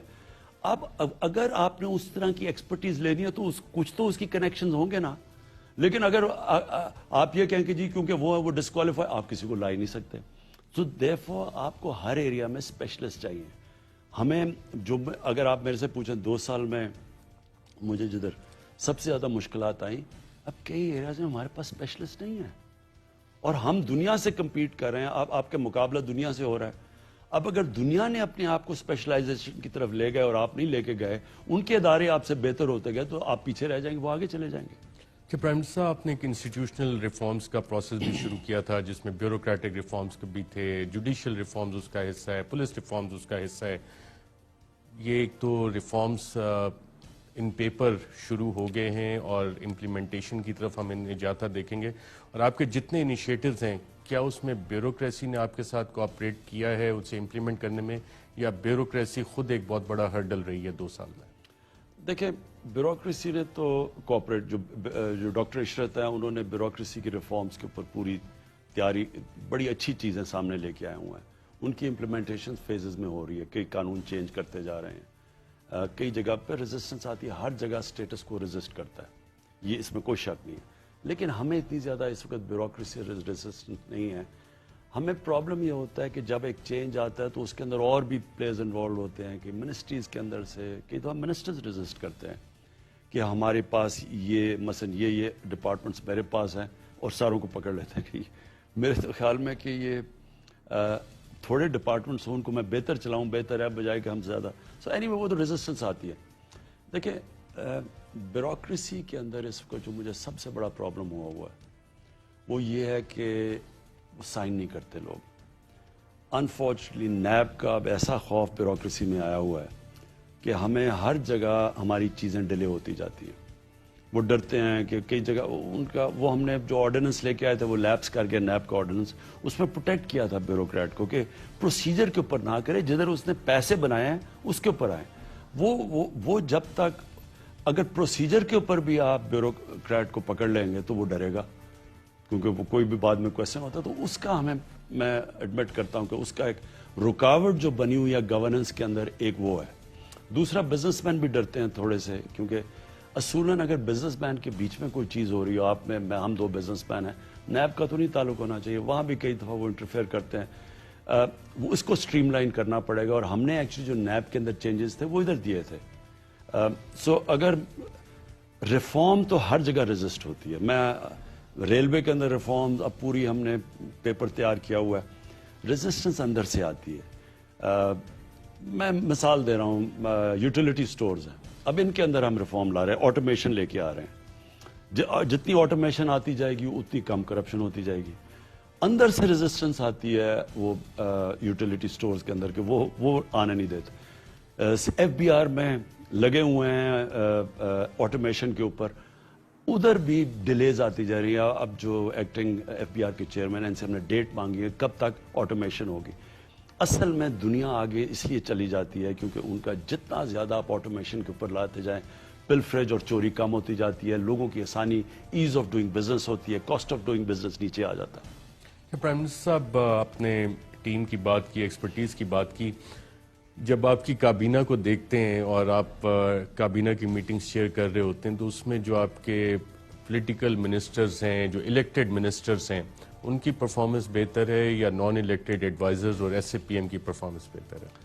دیکھیں ارشد, جو محنت کرتا ہے, جو جس میں پیشن ہے اپنی منسٹری میں, وہ نظر آ جاتی ہے سب کو. اور جو محنت نہیں کرتا اور جس کو یا اپنے سبجیکٹ کے اوپر پوری طرح قابو نہیں, کیونکہ قابو تو آ جاتا ہے آپ اگر بیٹھ کے اگر محنت کریں. مثلا میں مراد سعید کی ایک ایگزامپل دیتا ہوں, اس کی آؤٹ اسٹینڈنگ پرفارمنس ہے, پیشن ہے اس کے اندر, محنت کرتا ہے, سارا وقت پڑھتا ہے, ایک ایک چیز کیبنٹ میں آئے گا, ایک ایک چیز اس نے پڑھی ہوتی ہے, ساری چیزوں میں اس کا انپٹ ہے. اس طرح مثلا شیرین مزاری ہے, وہ ہر چیز کیبنٹ کے اندر ان کی کنٹریبیوشن. ثانیہ نشتر ہے, ایک ایک رول پڑھ کے آتے ہیں, تو اس کی بڑی کنٹریبیوشن ہوتی ہے کیبنٹ میں. تو جو منسٹری پرفارم کرتی ہے وہ خود ہی سٹینڈ آؤٹ ہونی شروع ہو جاتی ہے. 2 سال کے اندر میں ایویلیویشن اب کر رہا ہوں. اصل میں ہمارا پتہ کیا ہے, ہم پہلا سال اسٹیبلٹی کے خوف کہ ڈیفالٹ نہ ہو جائے, روپیہ اور نہ گر جائے, وہ اس میں نکل گیا. دوسرا سال ہم ریفارم کے اوپر آئے, کووڈ آ گیا 6 مہینے, وہ ایک بڑے مشکل فیز سے گزرے. اس کے بیچ میں ہمارے جو انٹرنیشنل ہندوستان کی جو ان کی اگریسو اپروچ, پاکستان کو بلیک لسٹ کروانا ہے, ہمارے کیمپین انہوں نے پوری چلائی. اوپر سے ہمیں بڑی دفعہ خطرہ تھا کہ انہوں نے آزاد کشمیر, ابھی بھی ہے, کہ آزاد کشمیر میں فالس فلیگ آپریشن نہ کر دیں, کیونکہ وہ جیسے جیسے وہاں جو انہوں نے الیکشن جیتی ہے نریندر مودی نے, وہ ساری پلوامہ کے اوپر جیتی ہے کہ پاکستان کو سبق سکھایا, یہ کیا. تو جیسے جیسے وہاں مسئلے بڑھتے جاتے ہیں, کشمیر میں وہ پھنس گئے ہیں بری طرح. آرٹیکل تو ریووک کر دیا 370, ادھر ان کو بند بھی کر دیا, آگے بند گلی میں چلے گئے. اب کیا کریں؟ تو ہمیں کانسٹنٹلی تیاری رکھی ہوئی ہے, فوج بھی تیار ہے. ہم اس کے اوپر ایویلیویٹ کرتے رہتے ہیں کہ یہ کچھ نہ کر دیں آزاد کشمیر میں, کوئی آپریشن نہ کر دیں کچھ. تو ایک وہ سارا وقت ہمارے پر پریشر ہے. یہ جو اب ٹائم ہے, اور انشاءاللہ اللہ کے طرف سے جو ہم صحیح ڈائریکشن پہ اب نکل گئے ہیں, مشکل وقت یہ جو نکلا ہے اب ہمارا, اب یہ ٹائم ہے, ہم پورے پلانز بنائے ہوئے ہیں ریفارمز کے, منسٹریل ریویوز کے, کہ کون سی منسٹری کا کیا ہے, ان کے اوپر پورا میں نے ایک منسٹری پر منسٹری ریویو کر رہا ہوں. پرائم منسٹر صاحب, آپ ٹیم سلیکشن کے حوالے سے بطور sportsman and now as prime minister, آپ نے ٹیم کئی دفعہ چینجز بھی کیے ہیں. اپنے بہت قریبی ساتھی ہیں, ان کو آپ نے کہا کہ یار نان پرفارمنگ ہے, اس کو چھوڑ بھی دیں. مزید کوئی ہم ری شفل دیکھ رہے ہیں کیبنٹ میں یا پروونسز میں؟ ایک آدھ ہو سکتی ہے, کوئی میس اس وقت میں نہیں دیکھ رہا, کیونکہ میں یہ تھوڑا ذرا اسٹیبلٹی چاہتا ہوں. دیکھیں, ہماری جو گورنمنٹ آئی ہے اس کو بڑا ڈیسٹیبلائز رکھا گیا ہے. ایک تو ساری یہ جو یونین آف کرپٹ یہ پولیٹیشنز ہیں, ان کی ساری ایک یونین بنی ہوئی ہے, چاہے وہ اسلام خطرے میں ہے, چاہے وہ مہنگائی ہے, وہ سارے کچھ اکٹھے ہوئے ہیں 1 پوائنٹ ایجنڈا پہ. تو انہوں نے شور اتنا مچایا, سارا وقت اسٹیٹمنٹس ٹی وی کے اوپر, وہ چیٹ شوز مذاق بنا ہوا ہے, وہ 3-2 وہ بیٹھ جاتے ہیں, ایک ہمارا بیچارہ وہ بیٹھ جاتا ہے جسٹیفائی کرنے کے لیے. وہ اس سے ایک ماحول بنا ہوا ہے انسرٹنٹی کا. تو ایک تو وہ فائٹ کیا ہے, اوپر سے یہ جو باقی چیلنجز آئے ہیں. میں یہ چاہتا ہوں کہ تھوڑی ہماری اس وقت یہ جو ٹائم ہے, یہ موقع ہے ہماری, اب ملک کو اٹھنے کا ٹائم ہے, اکنامک گروتھ کا ٹائم ہے, نوکریاں دینے کا ٹائم ہے. جس طرح یہ کنسٹرکشن پیکج, کبھی پاکستان کی تاریخ میں اس طرح کا پیکج نہیں ملا. اس کے اثرات ہوں گے باقی انڈسٹریز میں. تو میں یہ چاہتا ہوں کہ تھوڑی ہماری اسٹیبلٹی, تھوڑے 6 مہینے بھی مل گئے اسٹیبلٹی کے, یہ قوم اب اٹھ جائے گی, کیونکہ دم تو بڑا ہے اس کے اندر. ہم جو میں آپ کو جو صحیح طرح بتا نہیں سکا, دیکھیں ہمارا جو 18th امینڈمنٹ کے بعد ہوا کیا ہے کہ ایک ملک فریکچر ہو گیا. آپ ادھر کوئی اور, اب بزنس مین کام کرنا چاہتا ہے, مثلا پروجیکٹس لگانا چاہتا ہے, پنجاب میں کوئی اور قانون تھے, کے پی میں کچھ اور ہے, سندھ میں کچھ اور ہے, سسٹمز مختلف ہیں. پروڈکٹ میں بنا رہا ہوں, سندھ کے سٹینڈرڈ کچھ اور ہیں, ادھر کچھ اور ہیں, یعنی فریکچر ہوا ہے. جو میں صرف کریکشن 18th امینڈمنٹ چاہیے کہ کئی جگہ کے اوپر, مثلا ٹورزم ہے, اب ٹورزم کی میں نے NCC بنا لی ہے, نیشنل کوآرڈینیشن کمیٹی. ہمارا اتنا پوٹینشیل ہے ٹورزم کا, لیکن 18th امینڈمنٹ کے بعد وہ صوبوں پہ چلی گئی ہے. اب صوبوں کے پاس کیپیسٹی نہیں ہے کہ پوری طرح فیزیبلٹی بنائیں اس ملک کی ٹورزم کا پوٹینشیل کی. یہ سائنس ہے ایک, وہ اب صوبوں کے پاس تو کیپیسٹی نہیں ہے. تو وہ میں نے اب اپنے نیچے کمیٹی بنائی ہے, پول کریں گے ریسورسز, بیٹھ کے ایک سینٹرلی سروں کے لیے ہم فیزیبلٹی بنائیں گے, پھر صوبوں کو کہیں گے یہی آپ کا بہترین طریقہ ہے. مثلا سندھ کے اندر سارا جو کوسٹ پڑا ہے, اس کے اندر ایسے ایسے بیچ ریزورٹس بن سکتے ہیں, یعنی وہ اتنی خوبصورت بیچز ہیں, لگون ہیں, وہ کوئی آپ فورن انویسٹر کو انوائٹ کریں کیسے جب ہمارے پاس کوئی فیزیبلٹی نہیں ہے. تو اس لیے کئی چیزیں ہیں جو آپ کو سینٹرلی, جس طرح آپ کنسٹرکشن میں نے سینٹرلی کیا, ہم نے ایک نیشنل کوآرڈینیشن کمیٹی بنائی, سارے صوبوں کو بٹھایا, قانون کو ریشنائز کیا, ریگولیشنز کم کیے, کہ ایک آدمی کوئی کنسٹرکشن کے لیے آئے, وہ کبھی ادھر بھاگا جا رہا ہے, کبھی ادھر, کبھی بجلی کا بل, ساروں کو جس طرح دبئی میں جو کامیاب ماڈل ہیں. تو اسی طرح پاکستان کے لیے ضروری ہے کہ ہم کئی جگہ کے اوپر چیزوں کو سینٹرلائز اپ کریں اور صوبوں کو سب کو آپ بٹھا کے فیصلے کریں اور پھر صوبے ایکسیکیوٹ کریں جا کے. لیکن کم از کم ہمارے پاس جو بزنس کو ہم نے مدد کرنی ہے اس ملک میں, ملک اٹھے گا کیسے؟ جب انویسٹمنٹ شروع ہوگی, ہمارے بزنسز کے لیے آسانیاں ہوں گی, ایز آف ڈوئنگ بزنس, وہ تب ہوگی جب سارے ملک مل کے ایک سٹینڈرڈائز کرے گا ریگولیشنز. پرائم منسٹر صاحب, آپ نے انڈیا کی بات کی اور جب آپ وزیر اعظم بنے, اپوزیشن کی طرف سے ایک بہت کرٹیسزم آتا ہے کہ آپ نے نریندر مودی کو کہا کہ نریندر مودی الیکٹ ہو جائے تو شاید تعلقات بہتر ہو جائیں. آپ انڈیا کو بہت بہتر جانتے ہیں, بطور کرکٹر بھی آپ کا ایکسپوجر تھا. یہ والی بات جو آپ نے کی تھی, آپ کو اس حوالے سے بریفنگ دی گئی تھی یا کہ یہ آپ کا اپنا پرسنل انالیسس تھا؟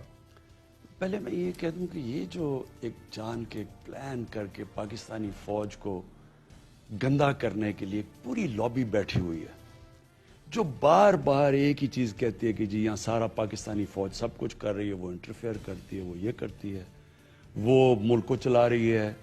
میں آنیسٹلی آپ کو کہہ رہا ہوں کہ ہر جگہ پہ پاکستان کی فوج نے تو میرے لیے سپورٹنگ رول پلے کیا. جتنی بھی میری پالیسیز ہیں, فورن پالیسیز ہیں, آپ میرے مینیفیسٹو میں اٹھا کے دیکھ لیں, میں ساری اپنے مینیفیسٹو کی فورن پالیسی پہ چل رہا ہوں. افغانستان میں نے کہا کوئی ملٹری سولوشن نہیں ہوگی, ڈائلاگ سے ہوگا. آج ساری دنیا اس کے اوپر آئی ہے, پاکستانی فوج میرے ساتھ کھڑی ہے. ہندوستان سے ہم نے پوری کوشش کی, دوستی کی, پوری پاکستانی فوج نے میرے ساتھ کھڑی. ہم نے جب ان کا پائلٹ کو واپس کیا, پاکستانی فوج ساتھ کھڑی. کہہ سکتی تھی کہ نہیں یہ نہ کریں, انہوں نے کہا بالکل ٹھیک ہے. کرتارپور پہ ہم نے ساروں نے ڈسکس کر کے سب کچھ کیا. سو یہ سارے انیشیٹو میرے تو کہیں جو میری پالیسیز کی کہیں رکاوٹ ہی نہیں بنی. وہاں بیٹھے ہوئے ہیں, باہر بیٹھے ہوئے ہیں, پرو انڈیا لابی ہے, اپنے ہمارے لوگ ان کے ساتھ ملے ہوئے ہیں. ہر جگہ پاکستان کی فوج کی تنقید, کچھ ہوئے پاکستانی فوج ہمارے لیے. اب دیکھیں یہ کراچی میں جو آپریشن ہے, زبردست کام کر رہی ہے پاکستان. آج جو حالات ہیں کراچی میں ریگولرلی ان ٹچ ہوں این ڈی ایم اے کے ساتھ, جنرل افضل کے ساتھ. ہمارے پاس اس وقت پاکستانی فوج نہ وہاں مدد کرے, وہاں تو تباہی مچ گئی ہے.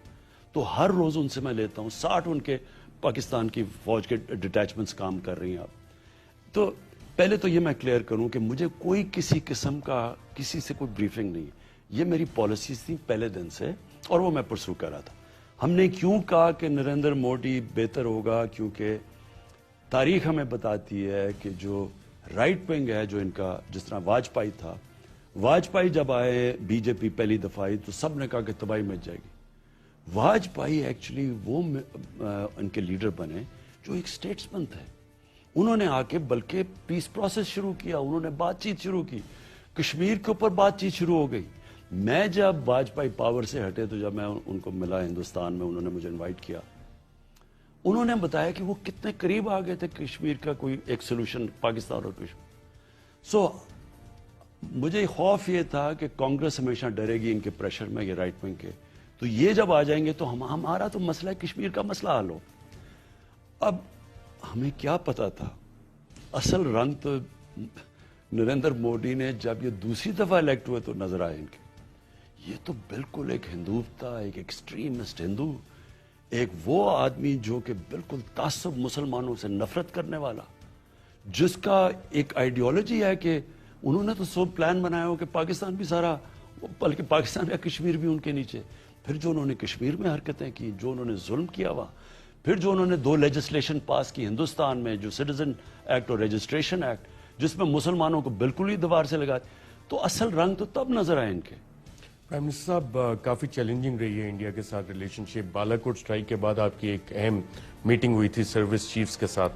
کیا اس میں یہ ریکمنڈیشن بھی کچھ سروس چیفز کی طرف سے آئی تھی کہ وی شوڈ امیڈیٹلی رسپونڈ اور بھارت کو سبق سکھا دینا چاہیے, اور کیا دوسری یہ بھی ایڈوائس آئی تھی کہ نہیں پہلے ڈیمیج اسیسمنٹ کر لیں, اور آپ نے اپنا جو رسپانس ہے, جو تھریٹ لیول تھا کتنا زیادہ تھا اور ایسکلیشن کس حد تک جا رہی تھی؟ دیکھیں ارشد, جب وہ ہوا اور یہ رات کے کوئی صبح کے کوئی 3 بجے گفتگو ہوئی ہماری, وہ یہ تھا, سب سے پہلے تو ہم سب ایک چیز پہ متفق تھے کہ اگر ہمارے لوگوں کا خون کیا انہوں نے تو ہم نے واپس رسپونڈ کرنا ہے. اس میں ہم سب کلیئر تھے, اور ٹارگٹ بھی سیٹ کیا ہوا تھا کہ جب پاکستان نے رسپونڈ کرنا تھا, اور ادھر ان کی کافی کیجولٹیز ہونی تھی. اب صرف ڈسکشن یہ ہوئی کہ کیا ہمارے لوگوں کا خون ہوا ہے یا نہیں ہوا. اب وہ صبح کے 3 بجے تھے, کسی کو تو نہیں پتا, بالاکوٹ کی پہاڑیوں میں وہ انہوں نے بم مارے تھے. تو ہم نے پھر آدھے یہ کہہ رہے تھے کہ نہیں ابھی رسپونڈ کرو, کیونکہ اس سے ایک جس طرح کی یہ رجیم ہے ہندوستان کی, اگر آپ نے نہ کیا وہ سائن آف ویکنس لیے جائے گے, وہ پھر اور آگے ہمیں سمجھیں گے کہ ہم بالکل ہی ان سے گھبرائے ہوئے ہیں, تو وہ اور ہمارے اوپر کچھ کریں گے. ایک یہ تھا. دوسرا ویو یہ تھا, اور آدھا سپلٹ تھا. دوسرا ویو یہ تھا, دوسرا ویو جنرل باجوہ کا تھا, اور میرا بھی یہی تھا. ہمارا یہ تھا کہ دیکھیں اگر آپ نے اس وقت خون کر دیا اور انہوں نے نہیں کیا تو پھر یہ ایسکلیشن کی طرف جائے گا, اور ہمارے بالکل انٹرسٹ میں نہیں ہے ایسکلیشن, کیونکہ اس کے بعد تو کہیں بھی نہیں رکے گی. انہوں نے پھر کیا تو پھر ہم مجبور ہیں. یہ نہیں ہوگا کہ وہ اگر ہمارے ملک میں نقصان کریں اور ہم پھر ان کو نہ کریں, یہ نہیں ہوگا. یہ ہم کلیئر ہیں سب. اور ہمارا اس کے بعد اگر انہوں نے کیا, ہمارا رسپانس تکڑا ہوگا ان سے زیادہ. اس پہ سب کلیئر ہیں. تو کیونکہ ہم نے پھر کہا, پھر ہم نے کہا 9 بجے تک دیکھتے ہیں, وہاں جا کے چیک کرتے ہیں. تو وہ جب دیکھا کہ کوئی نقصان نہیں ہوا تو پھر وہ عقل والا فیصلہ تھا. کہ پرائم منسٹر صاحب, لاسٹ ایئر آپ نے کشمیر کا مقدمہ اٹھایا اقوام متحدہ میں, اس سال بھی آپ جا رہے ہیں, اور اس سال آپ کی کیا اسٹریٹجی ہوگی؟ بھارت کے حوالے سے آپ نریندر مودی, بی جے پی کو جو آپ نے ایک نیریٹو دیا ہندوتوا کا, اس کو ایمفسائز کریں گے؟ مسلم ممالک کو اس ایشو پہ آپ کیسے ساتھ لے کے آئیں گے؟ پہلے دیکھیں ارشد, اس وقت وہ سچویشن کیا کشمیر کا, میرے خیال میں ہندوستان, جو میں کہتا جا رہا ہوں, اسٹریٹجک بلنڈر کر گیا کشمیر میں. یہ بہت بڑی انہوں نے مس کیلکولیشن کیا.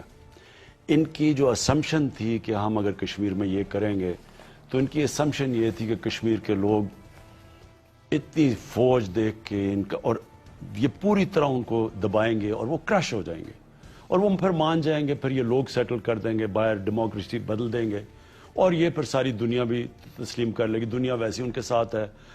لیکن ان کی نمبر 1 اسمپشن یہ تھی کہ پاکستان کچھ نہیں کرے گا, چپ کر کے بیٹھ جائے گا. کیونکہ پاکستان چپ کر کے بیٹھا ہوا تھا. ہمارے جو پچھلے حکمران تھے انہوں نے بڑے ان کو غلط سگنل دیے ہوئے تھے. حریت لیڈر سے نہیں ملے, ہندوستان گئے, کشمیر کا نام نہیں لیتے تھے. ان کی ہماری ایک فورن سیکرٹری تھی, انہوں نے کہا ہمیں انسٹرکشنز تھیں کہ ہندوستان کی تنقید نہیں کرنی. تو وہ, اور پھر جس طرح وہ شادی پہ بلایا اور یہ اور وہ, تو ان کو یہ تھا کہ یہ پاکستان اس وقت بڑے برے معاشی حالات میں ہیں, اور ویسے بھی عمران خان نے بھی دوستی کرنے کی کوشش کی, تو یہ کچھ نہیں کریں گے. ان کو پتہ ہی نہیں تھا کہ ہم نے جس لیول پہ اس کو اٹھانا تھا, تو جس لیول پہ پاکستان اٹھایا ہندوستان نہیں ایکسپیکٹ کر رہا تھا. اس سے ہوا کیا, پہلے تو وہ کشمیر کے لوگ دبے نہیں. آج کشمیر کے اندر وہ لائیو ہے, بالکل ان کی موومنٹ تیار ہے, وہ بالکل کرش نہیں ہوئے. یہ سب سے بڑی چیز. سیکنڈلی انٹرنیشنلائز ہو گیا issue, United nation security council میں اٹھایا گیا. میں نے خود ورلڈ لیڈرز کو ٹیلی فون کر کر کے سمجھایا بار بار کہ یہ بڑا خطرناک چیز ہے جو کشمیر میں ہے, کیونکہ اس کے ایونچولی تو یہ ایکسپلوڈ کر سکتی ہے آل آؤٹ کانفلکٹ میں. تو اس کی وجہ سے یہ ان کو کرش نہیں کر سکے جیسے ان کا پلان تھا. ان کے بڑے خطرناک عزائم تھے, انہوں نے ان کو بڑی بری طرح مارنا تھا. آگے انہوں نے ویسے ظلم تو بڑا کیا ہے, لیکن ان کا اس سے زیادہ خون کرنا تھا ان کو, اور جس سے انہوں نے بالکل بیٹھ جانا تھا. وہ اب کر نہیں سکتے, ساری دنیا کی نظریں وہاں. اور میرے خیال میں اب یہ بند گلی میں پھنس گئے ہیں. اب کشمیر کے انہوں نے وہ کیا ہے کہ سارے ایک یونائٹ ہو گئے ہیں کشمیر کے لیڈرز کے, جناب واپس کرو 370.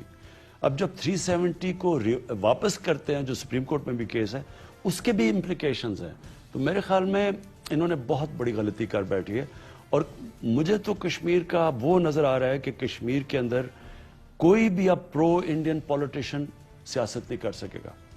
آج محبوبہ مفتی, فاروق عبداللہ, میں نے ان کو خود سنا ہوا ہے انڈیا میں, جب میں کانفرنسز پہ گیا ہوں. یہ سارے پرو انڈیا تھے, یہ کہتے تھے بالکل کشمیر انڈیا کے ساتھ اور سب کچھ. آج یہ سارے کہہ رہے ہیں کہ قائد اعظم ٹھیک کہتے تھے. یہ سارے اب کہہ رہے ہیں کہ یہ کشمیر سے انڈیا کبھی بھی سنسیئر نہیں تھا, اور وہ اب ان کے لیے پالیٹکس کوئی کر بھی نہیں سکے گا جو پرو انڈیا بات کرے گا. کہ پرائم منسٹر صاحب, گلوبل پاور پالیٹکس بڑی تیزی کے ساتھ تبدیل ہو رہی ہے, ڈفرینٹ گروپس اور بلاکس سامنے آ رہے ہیں. اس وقت آپ کے پاس آپشنز کیا ہیں؟ بیلنسنگ ایکٹ فارن پالیسی میں کس طرح سے آپ مینٹین رکھنا چاہیں گے یا کہ آپ کسی ایک طرف جھکاؤ کریں گے؟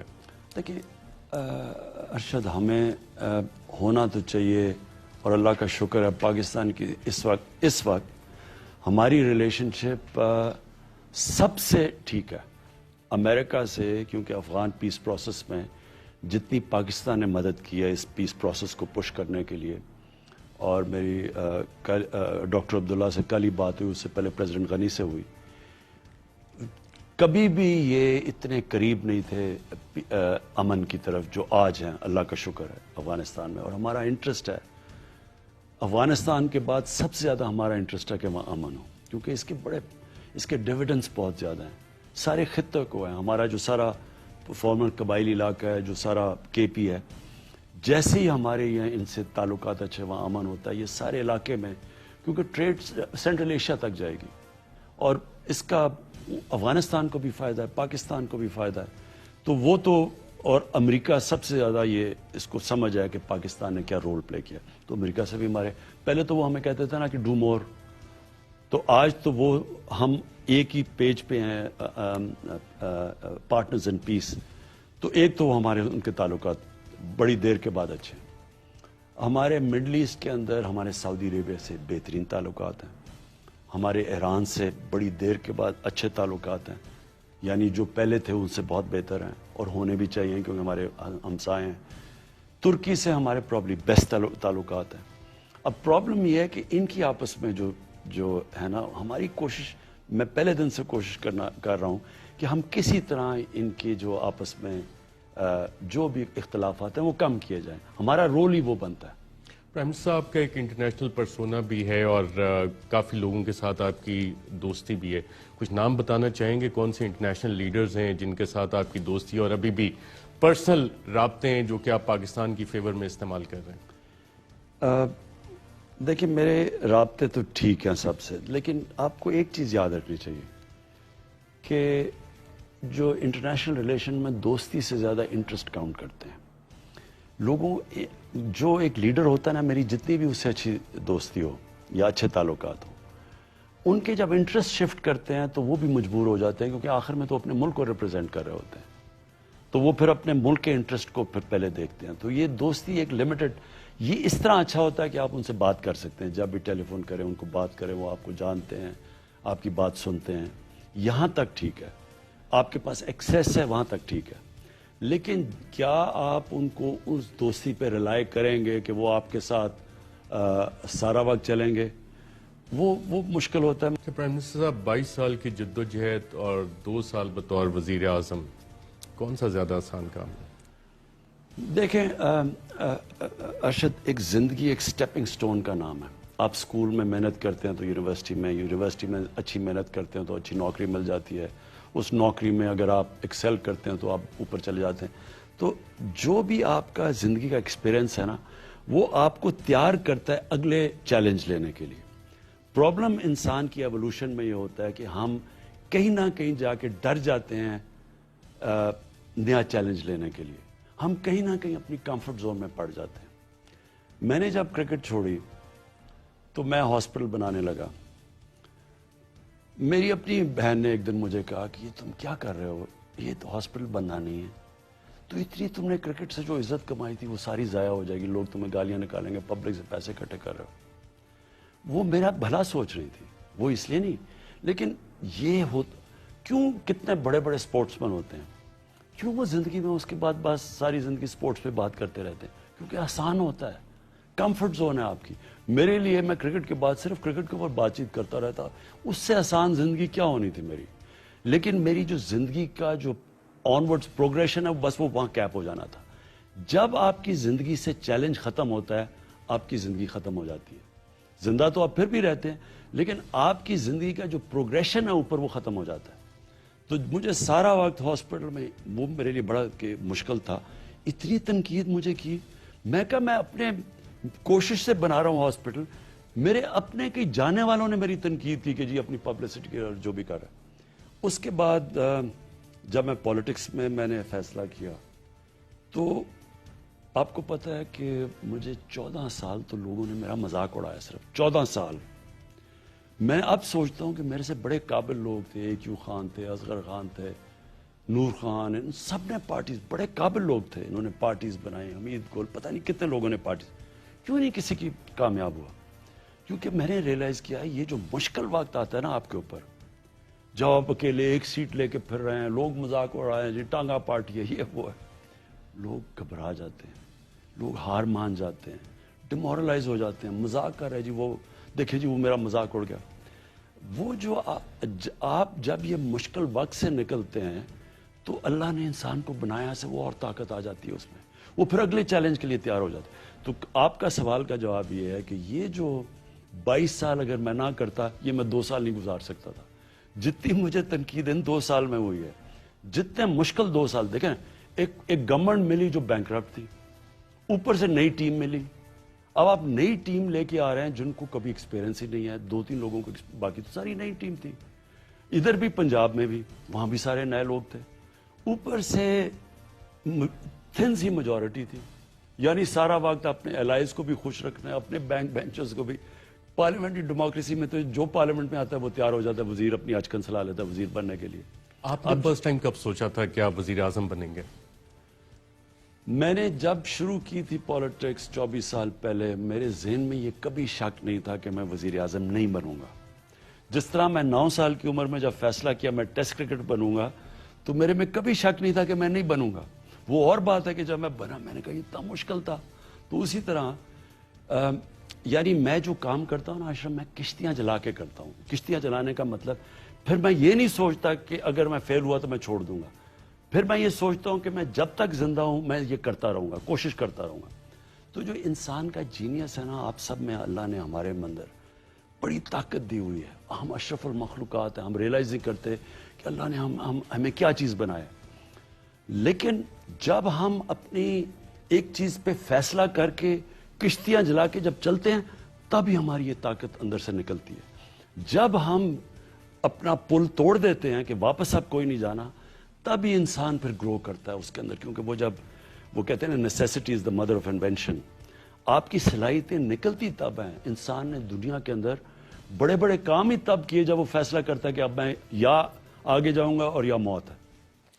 پرائم منسٹر صاحب، آپ کے حوالے سے یہ بھی کہا جاتا ہے کہ یہ always been darling of the international media and the domestic media.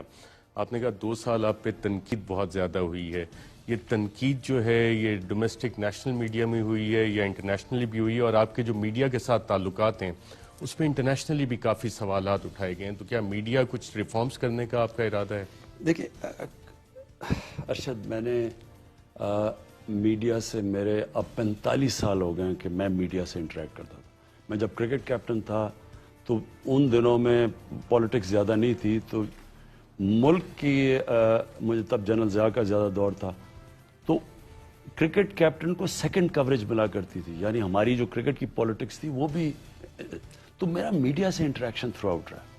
دیکھیں میں نے میڈیا کو ہمیشہ 3 حصوں میں ڈیوائڈ کیا۔ ایک میڈیا میں وہ لوگ ہیں چاہے آپ الٹا بھی لٹک جائیں نا تو انہوں نے آپ کو برا بھلا ہی کہنا ہے، ان کو ایک طرف رکھتے ہیں۔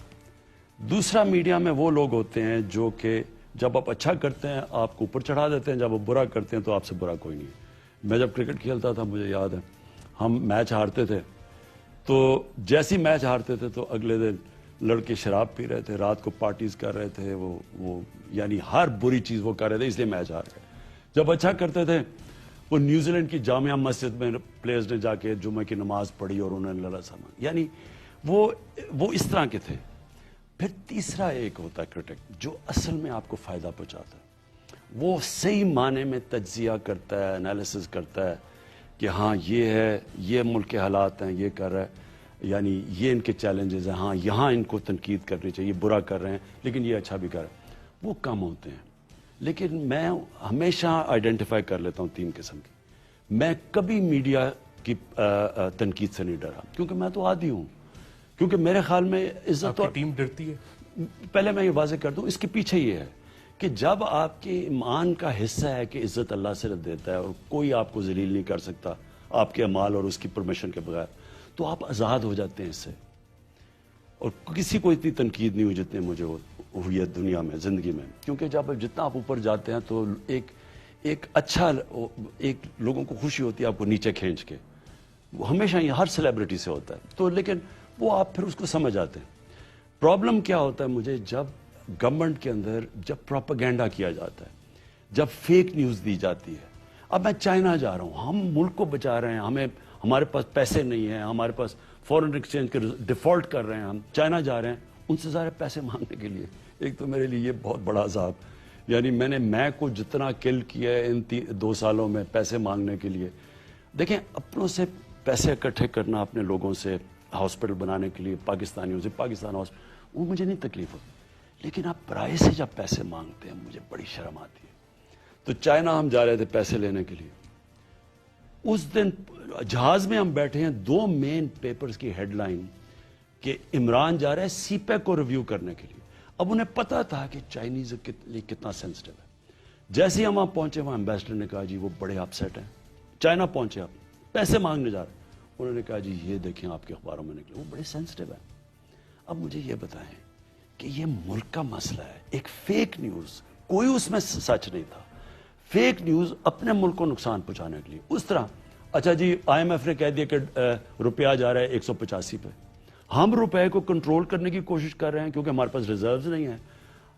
اور فیک نیوز, میں اس کے اگینسٹ ہوں. اب اس کے اور پھر یا ذاتی اٹیک, جی عمران خان کی طلاق ہونے لگی ہے, اور ٹی وی پہ بیٹھ کے کہہ رہے, ملک کے پرائم منسٹر سے بات کر رہے ہیں. عمران خان سیلیبریٹی نہیں ہے, ملک کے پرائم منسٹر کو آپ یہ کہہ رہے ہیں. اور میں نے کیا, میں نے جا کے وہ پیمرا کو کہا, اور پھر میں نے وہ جا کے اسٹے آرڈر لے لیا, کوئی سزا بھی نہیں ملی. یہی انگلینڈ میں کسی پرائم منسٹر کے اوپر کوئی کہے, پھر کہے جی اسے سی ڈی اے کا چیئرمین چینج کر دیا کیونکہ عمران اپنی وہ چیزیں ریگولرائز کرا رہا تھا, یعنی غلط کام کر رہا تھا. ملک کا پرائم منسٹر, یہ انگلینڈ میں کوئی میرے خلاف کہتا, میں پرائم منسٹر ہوتا, آپ کو ملینز آف ڈالرز کے ڈیمیجز ملنے تھے. تو میں وہ بات کر رہا ہوں کہ ایک ہے فریڈم آف سپیچ, ایک ہے پروپیگنڈا, ایک ہے ملک کو ڈیمیج کرنے والا پروپیگنڈا, ایک ہے ملک کی آپ وزیر کی, ایک وزیر کو آپ کہہ رہے ہیں جی یہ ٹیکس نہیں دیتا, ہم ٹیکس کٹنے کی کوشش کر رہے ہیں, اس نے اپنی ٹیکس ساری ریٹرنز دکھا دی. یہ ڈیمیج کرتی ہیں یہ ساری دنیا میں. میں لیکو نیو کا پڑھ رہا تھا, جب سنگاپور کے اندر جب وہ پرائم منسٹر بنا, کوئی بھی ان کے وزیر کے اگینسٹ کہتا تھا, وہ کہتا تھا فوری طور پہ عدالت میں جاؤ اور اپنے آپ کو کلیئر کرو. تو ہمیں کوئی فورم ہونا چاہیے کہ یہ جس طرح کی فیک نیوز آتی ہیں جو ڈیمیج کرتی ہیں ملک کو, یہ بالکل فریڈم آف سپیچ نہیں ہے, یہ بالکل ڈیموکریسیز کے اندر اس کی اجازت نہیں ہے. میں صرف اس کے اوپر آبجیکٹ کرتا ہوں.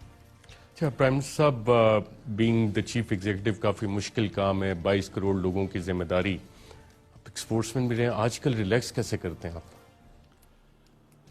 آج کل 2 سال میں آپ کو یہ بتاؤں, 2 سال میں میں نے 5 ڈنرز اپنے گھر کے باہر کھائے ہیں. یہاں سے آتا ہوں گھر سے سیدھا آفس, آفس سے گھر, ایک میں نے چھٹی نہیں لی. کوئی میں نے پرائیویٹ ٹرپ, جس طرح نواز شریف کی کوئی 24 لنڈن کی ٹرپس تھی پرائیویٹ, آصف زردار کی 50 صرف دبئی کی ٹرپس تھیں پرائیویٹ, کوئی پرائیویٹ ٹرپ نہیں. کام کرتا ہوں, گھر جاتا ہوں اور آفس آتا ہوں. شام کو میں اس لیے بھی نہیں نکلتا کیونکہ میں چاہتا ہوں لوگ تنگ نہ ہو, کیونکہ وہ سیکیورٹی کے لیے وہ سڑک بند کریں گے, لوگ اپسیٹ نہ ہو. میں گھر میں رہتا ہوں. صرف میرا جو ریلیکس کرتا ہوں گھر جا کے, گھر میں ریلیکسیشن, پڑھتا ہوں کتابیں بھی, کئی دفعہ وہ ریلیکس کرتا ہوں.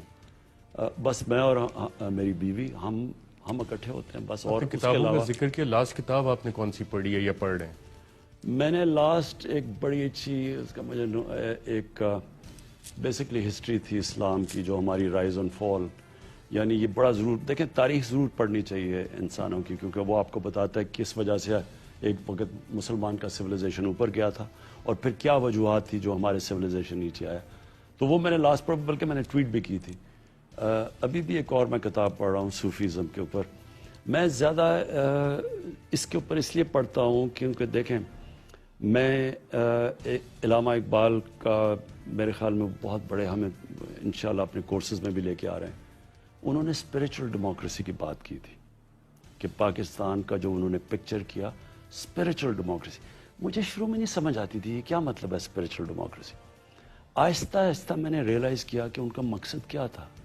اسپریچول ڈیموکریسی کا اصل میں مقصد, سارے اللہ کے جو پیغمبر تھے, وہ سارے اللہ کے پیغمبر ان کو کہیں نہ کہیں اقتدار ملا، حضرت موسیٰ کو، ہمارے نبی صلی اللہ علیہ وسلم، حضرت سلیمان کو، تو اقتدار تو ان کو بھی ملا تھا، لیکن انہوں نے اقتدار اور ایک انسانیت کے لیے لیا، ایک انصاف کے نظام، اور مخلص تھے، کوئی ذات کے لیے نہیں وہ آئے تھے۔ یہاں جو میں نے دیکھا ہے اپنی پارلیمنٹ میں، اگر میں یہ کہوں کہ ہم اسی اسپرچل ڈیموکریسی سے بالکل دوسری اینڈ پہ چلے گئے ہیں کہ آپ اپنے چوری بچانے کے لیے ملک کو، ڈیموکریسی کو استعمال کر رہے ہیں۔ دیکھیں، ہمیں آہستہ آہستہ اپنی ملک کو ٹھیک کرنا جب ہوگا، جو کوالٹی آف ہمارے لوگ اسمبلی میں آتے ہیں ان کو آہستہ آہستہ ہمیں ٹھیک کرنا ہوگا۔ اس میں پبلک، اس میں بڑی چیزیں چاہیے، لیکن جب تک آپ کے پاس وہ لوگ نہیں آئیں گے اسمبلیوں میں جو اپنے ملک کا سوچیں گے بجائے اپنی ذات کا۔ اسپرچل ڈیموکریسی کا مطلب یہ ہوتا ہے کہ انسان مخلص ہوتا ہے، انسان سوچتا ہے کہ میں بڑا، اللہ نے مجھے موقع دیا ہے، بڑی ذمہ داری دی ہے، تو میں اپنی قوم، یہاں غربت اتنی زیادہ ہے، لوگوں کی میں خدمت کروں بنسبت کہ میں اپنا سوچنا شروع ہو جاؤں۔ یہ بہت بڑا ہماری ہمیں جو موو کرنا ہے نا، جو ہماری ڈیموکریسی ادھر سے پیچھے چلی گئی ہے ویژن سے، ہمیں واپس اس ویژن کی طرف آنا ہے۔ پرائم منسٹر صاحب نے کہا کیونکہ زیادہ ٹائم شام کو گھر پہ گزرتا ہے تو گھر میں بھی سیاست ڈسکس ہوتی ہے؟ بڑی کم، یعنی کون آدمی ہے جو اپنی بیوی سے بات نہیں کرتا؟ میں بالکل سجیسٹ کرتا ہوں کہ یہ پرابلمز ہیں، یہ ہیں، وہ ہیں، اور مجھے بڑے اچھے ان کے بیلنسڈ ویوز ملتے ہیں، لیکن زیادہ اور ہیں کیونکہ وہ تو بالکل ہی دنیا سے ریمووڈ ہیں، وہ تو اور طرح دیکھتی ہیں دنیا کو، تو ریلیکس گھر میں کرتا ہوں، بس سکون گھر میں آتا ہے۔ آپ کے جو بطور چیف ایگزیکٹو فیصلے ہیں آپ کے مذہبی عقائد سے انفلوئنس ہوتے ہیں، ایڈمنسٹریٹو یا پولیٹیکل ریالٹیز سے ڈریون ہوتے ہیں؟ سب کچھ، لیکن مینلی میں آخر میں فیصلہ یہ کرتا ہوں، اپنی ذات کو پہلے نکالتا ہوں، اپنے لائکس اور ڈس لائکس بالکل باہر نکال دیتا ہوں، فیصلہ کرتا ہوں کہ میری ملک کی بہتری کیا ہے، اور میرے ملک کی بہتری، میرے غریب کی بہتری کیا ہے۔ میں جو بھی فیصلہ کرتا ہوں، مثلا اب کنسٹرکشن ہے، اس میں روزگار ملے گا، ہم غربت کم ہوگی۔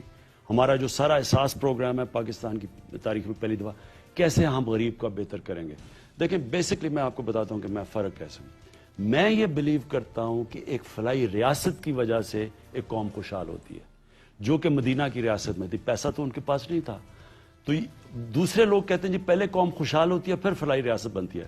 میں یہ سمجھتا ہوں کہ اللہ کی برکت تب آتی ہے جب آپ ایک انسانیت کی ایک ریاست میں فلاحی ریاست، یعنی اپنے نچلے طبقے کی قدر کرتے ہیں۔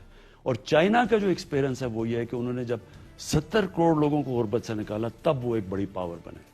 پرائم منسٹر صاحب، ایک گلوبل سکسیس سٹوری میں آپ کا ذکر آ رہا ہے اور لوگ یہ جاننا بھی چاہ رہے ہیں، سمجھنا چاہ رہے ہیں۔ ایک تو آپ نے بتایا کہ بیسک جو چیز ڈرائیو کرتی ہے آپ کی ڈیسیژن میکنگ کو، کرونا پینڈیمک ہے، اس میں جو ڈیسیژن میکنگ آپ نے کی ہے، اس میں جو ڈرائیونگ فورس تھی، کیا اس میں بھی یہی تھا؟ اور جو سٹرکچرز اس میں آپ نے بنائے، مثلا لوکس کا بھی آیا، اس میں بھی ایک آپ نے نیا سٹرکچر بنایا، اور کمیونیکیشن آپ خود بھی کافی گائیڈ کرتے ہیں اپنے حکومت کو، حکومتی ترجمانوں کو، کتنا اہم رول اس میں کمیونیکیشن اسٹریٹجی نے آپ کی پلے کیا؟ دیکھیں، جب کرونا آیا نا تو سمپل چیز یہ تھی کہ لوگ سارے دیکھ رہے تھے یورپ کو، اسپین کو دیکھ رہے تھے، اٹلی کو، وہاں لوگ مر رہے تھے، وہاں پھیلتی جا رہی تھی، وہ کیسز بڑھتے جا رہے تھے، یہاں پینک کر گئے، گھبرا گئے لوگ، اور پریشر ایک دم پڑ گیا کہ کیونکہ وہاں انہوں نے لاک ڈاؤن کیا، یہاں بھی کرو، اور بڑی تنقید شروع ہو گئی۔ سندھ کی گورنمنٹ نے اپنا سٹیپ لے لیا، انہوں نے اسٹرکٹ لاک ڈاؤن کیا، اور ساری جگہ سے میرے پہ پریشر پڑ گیا کہ میں ان کی طرف چلوں۔ میں نے کیوں نہیں کیا؟ میں نے اس لیے نہیں کیا کیونکہ میرا سب سے پہلا خیال گیا کہ جو ہمارے دیہڑی دار، ہمارے جو یہ چھابڑی والے، جو غریب جو کماتے ہیں اور ان کے گھر کو کھانا ملتا ہے، یہ انفارمل سیکٹر ہے، ہمارے پاس ان کا کوئی ریکارڈ بھی نہیں ہے۔ مثلا امریکہ کے اندر تو ان کا سارا رجسٹرڈ لیبر ہے، انہوں نے تو سیدھے جو رجسٹرڈ لیبر تھا ان کو بینکوں میں پیسے ڈال دیے، ہمارے پاس تو 80% ان رجسٹرڈ ہے۔ تو مجھے ایک دم سوچ آیا کہ ہم ان کا کیا کریں گے۔ اب ایلیٹسٹ جو ہماری سوچ تھی وہ ساری کہہ رہی تھی کیونکہ وہاں ہے تو بند کرو۔ اب میں گلبرگ، میں بڑے بڑے E7، ہم اپنے میں بنی گالا، میں زمان، ہم تو ہمارے لیے تو کوئی پرابلم ہی نہیں تھا اگر ہم لاک ڈاؤن ہو جاتے، بلکہ گورنمنٹ سرونٹس کو تنخواہیں بھی مل رہی تھی آرام۔ لیکن ایک معاشرہ جب اس طبقے کا نہیں سوچتا جو پہلے ہی بڑی مشکل زندگی گزار رہا ہے، میرے خیال میں اللہ کا عذاب آتا ہے اس پہ۔ اور میرے خیال میں میرا یہ ایمان ہے، ہاں ہم نے قدم بڑے اٹھائے، ہماری NC اسی نے بڑے اچھے فیصلے کیے، ہم نے ہر روز بیٹھ کے ایڈوائز لیا, ایکسپرٹ اوپینین لیا, لیکن پھر بھی ایک ایکس فیکٹر تھا. ہم جو بھی کر لیتے آج یہ ایکسپلین نہیں کر سکتے کہ اللہ نے کتنا کرم کیا. میرے خیال میں اللہ کی برکت آتی ہے جب آپ ایک عام آدمی کی زندگی بہتر کرتے ہیں, جب وہ دعا آپ کو دیتا ہے اللہ اس کی دعا زیادہ سنتا ہے. ہم نے احساس پروگرام میں ریکارڈ ٹائم میں اتنا زیادہ کیش, میرے خیال میں تقریباً 1.5 کروڑ لوگوں کو, فیملیز کو ہم نے تقریباً 200 ارب روپیہ کیش ٹرانسفر, کوئی فرق نہیں تھا کون سی پارٹی کدھر. سب سے زیادہ سندھ کے صوبے میں دیا, حال ہمارے وہاں گورنمنٹ نہیں تھی, لیکن ہم نے صرف میرٹ پہ دیا. میرے خیال میں ہم نے جو غریبوں کا دھیان, اور جلدی سے اکانومی کھول دی, کنسٹرکشن کھول دی, جو ہم نے ان کا سوچا, ہمارے ملک میں اللہ کی برکت آئی, ہمارے ساتھ والے ملک میں ہندوستان میں تباہی آئی. یہ جو آج میں بات کر رہا تھا ٹائم میگزین میں جو آیا ہے آرٹیکل, آپ پڑھیں تو صحیح کہ وہاں کیا حالات ہوئے, کیونکہ انہوں نے سوچے سمجھے بغیر 4 گھنٹے کے کرفیو میں ملک بند کر دیا. وہ بیچارے غریب لوگ 100 میل چل کے جا رہے ہیں, ٹرانسپورٹ بند, وہ بچے عورتیں جا رہے ہیں, یعنی جو تباہی. اس کے لیے ان کے ذرا آپ حالات دیکھیں, کیسز بھی بڑھ رہے ہیں اور اوپر سے غربت بھی بڑھ گئی. اچھا پرائم منسٹر صاحب, بطور چیف ایگزیکٹو جب آپ ڈیسیژنز لیتے ہیں تو اس میں آپ سمریز پڑھتے ہیں یا آپ کے مشیر وزراء آپ کو بتاتے ہیں, اس بیسس پہ ڈیسیژنز لیتے ہیں, یا کوئی ایسا بھی کیس 2 سال میں ہوا جس میں آپ نے پوری فائل منگوا کے پڑھی ہو, یا کہ انٹیلیجنس رپورٹس پہ انحصار کرتے ہیں؟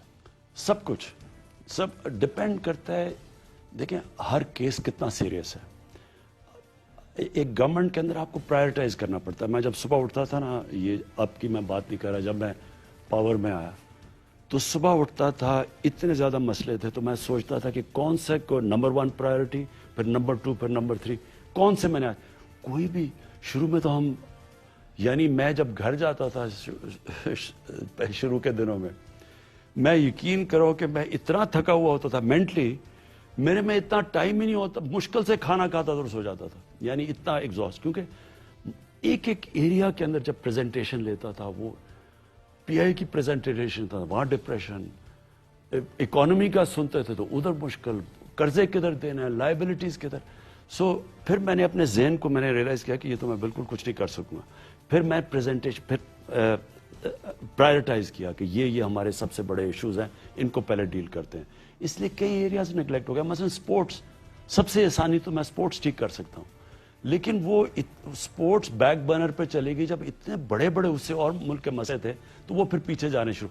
تو بیسکلی آپ کی کوشچن کا جواب یہ ہے کہ آپ پرائرٹائز کرتے ہیں, کہ آپ دیکھ لیتے ہیں. مثلا میں نے کنسٹرکشن کو پرائرٹائز اس لیے کیا کیونکہ اس میں سب سے زیادہ نوکریاں, ویلتھ کریشن, گروتھ ریٹ, قرضے واپس کرنے کی ہمارے میں طاقت آئے گی, تو اس کو پرائرٹائز کر لیا. اسی طرح میں اسمال اور میڈیم انڈسٹری کو پرائرٹائز کرنے لگا ہوں, کیونکہ سب سے زیادہ اس کے بعد امپلائمنٹ وہاں آئے گی. وہ اصل میں تو اسمال اور میڈیم انڈسٹری, اب وہ اگلا میرا ہے کہ اس کو بھی میں لے رہا ہوں, ٹورزم لے رہا ہوں. اس طرح جو ہمارے ملک کے کی سیکٹرز ہیں ان کو پرائرٹائز کر رہا ہوں. کیا پرائم منسٹر صاحب, آپ کے بارے میں کہا جاتا ہے کہ آپ ہیلتھ فریک بھی ہیں. آج کل جاگنگ کتنے کلومیٹر کر رہے ہیں اور اینکلز پہ ویٹ کتنا پہن رہے ہیں؟ بالکل 2 سال میں میری ایکسرسائز بالکل کم ہو گئی. بہت. How do you maintain your self? بڑی مشکل سے, پیٹ میرا پہلی دفعہ زندگی میں نکل رہا ہے. مشکل ہے کیونکہ وہ دیکھیں, اگر میں عموماً میں صبح کرتا تھا, اب میں صبح زیادہ ایکسرسائز کروں تو میرے میں وہ یعنی مجھے الرٹ ہونا پڑتا ہے مینٹلی. میں افورڈ نہیں کر سکتا کہ میں تھک جاؤں دوپہر تک. سو اس لیے میں نے شروع میں کرتا تھا, میں دوپہر کو میں اس طرح کانسنٹریٹ نہیں کر سکتا تھا, اس لیے میں اب ایکسرسائز اتنی نہیں کرتا. اچھا پرائم منسٹر صاحب, آپ نے پوری قوم کو کہا ہے کہ گھبرانا نہیں, 2 سال ہم یہی سنتے رہے, کب تک قوم گھبرائے نہ؟ میں پی ایم ہاؤس آ رہا تھا آج, تو یہیں پہ پی ایم ہاؤس میں کس نے کہا, یہ پرائم منسٹر صاحب سے ضرور پوچھیے گا. دیکھیں, ایک قوم کو فیصلہ کرنا ہوتا ہے کہ کیا ہم کس طرح کی قوم بننا چاہتے ہیں. کیا ہمیں خوددار قوم, ایک عظیم قوم بننا چاہتے ہیں, یا ہم اسی طرح رینا 20 دفعہ تو آئی ایم ایف کے پاس چلے گئے ہیں, کیوں جاتے ہیں آئی ایم ایف کے پاس, ہم بینکرپٹ ہو جاتے ہیں. ہمیں فیصلہ کرنا ہے کہ کیا اس قوم نے خوددار ایک قوم مثال بننا تھا دنیا کے اندر, کیا وہ بننا ہے. کبھی بھی جب آپ کو وہ بڑا, جتنا آپ اوپر جانا چاہتے ہیں, میں اگر بڑا کھلاڑی بننا چاہتا تھا, میں سب سے زیادہ محنت کرتا تھا, یعنی باقی کھلاڑیوں کی اور رجیم تھی, میری سب سے زیادہ میرا ورک آؤٹ سب سے زیادہ تھا, میری ڈیڈیکیشن سب سے, پریکٹس سب سے زیادہ تھی. تو کوئی آپ کیا سمجھتے ہیں کہ ہم ایک بینکرپٹ اکانومی سے ایک دم کوئی بڑی قوم بن جائیں گے محنت اور مشکل کے بغیر؟ کیا کوئی کبھی ہوا ہے ایسا؟ یہ خوابوں میں تو شاید ہو سکے, فیری ٹیلز میں. ریئل لائف میں تو آپ کو ایک ساروں کو ایک گرائنڈ سے گزرنا پڑتا ہے. میں قوم کو میں نے ساری زندگی سٹرگل کیا ہے, قوم کو ایک سٹرگل سے گزاروں گا. لیکن قوم اگر یہ سٹرگل کرے گی اور اگر وہ یہ سمجھے گی کہ ہم نے ایک باہر ہمارے ہرے پاسپورٹ کی عزت ہو, تو آپ کو کوئی بھی یہ نہیں سمجھے کہ بیٹھے بیٹھے ہو. آپ اگر امتحان پاس کرنا ہے تو اگر آپ نے ٹاپ کرنا ہے تو آپ محنت نہیں کریں گے, کتنی قربانی دینی پڑتی ہے. کوئی ہوتا ہے کہ بیٹھے بیٹھے امتحان کے لیے کام نہ کرو فرسٹ آ جائے. جب ایک نیچے گری ہوئی ہے قوم, ایک ایک ادارہ ہمارا مقروض ہے, ایک ایک ادارہ تباہ کیا ہوا ہے, لوگ بھرے ہوئے ہیں, پینشنز اتنی بڑھا دی, اتنے لوگوں کو بھرتی کر کے کہ پینشنز ہی لے بیٹھی ہیں ملک کو. تو اس ملک سے نکلنے کے لیے ہم سب کو, مجھے نہیں, ہماری ساری قوم کو مل کے محنت کرنی پڑے گی. سب کو فیصلہ کرنا پڑے گا. اور میں آپ کو یقین دوں, جس دن یہ قوم فیصلہ کر گئی کہ ہم نے ٹیکس دینا ہے, اب دنیا میں سب سے آپ ٹیکس دیں اور کہیں گے جی ہمیں ہاسپٹل بھی اچھے چاہیے, ہمیں اسکول بھی اچھے چاہیے, اب کیسے ہوں گے؟ اب ٹیکس ہی نہیں دیتے. تو جب قوم فیصلہ کر لے گی, اور انشاءاللہ میرا ایمان ہے کہ آہستہ آہستہ یہ قوم اس پر آئے گی. مدینہ کی ریاست بھی پہلی دن نہیں بنی تھی, نبی صلی اللہ علیہ وسلم نے ان کی تربیت کی تھی. 5 سال تو وہ خطرے میں رہے تھے, جنگ احد اور جنگ خندق کے اندر امت خطرے میں تھی, لیکن اس کے بعد دنیا کی تاریخ بدل دی. تو کتنی دیر لگے کہ میں نہیں کہہ سکتا, لیکن اس راستے پہ ہم نکل چکے ہیں. وزیر اعظم پاکستان, بہت شکریہ پروگرام میں شرکت کرنے کا. ناظرین, آج کے پروگرام میں اتنا ہی, اجازت دیجیے گا.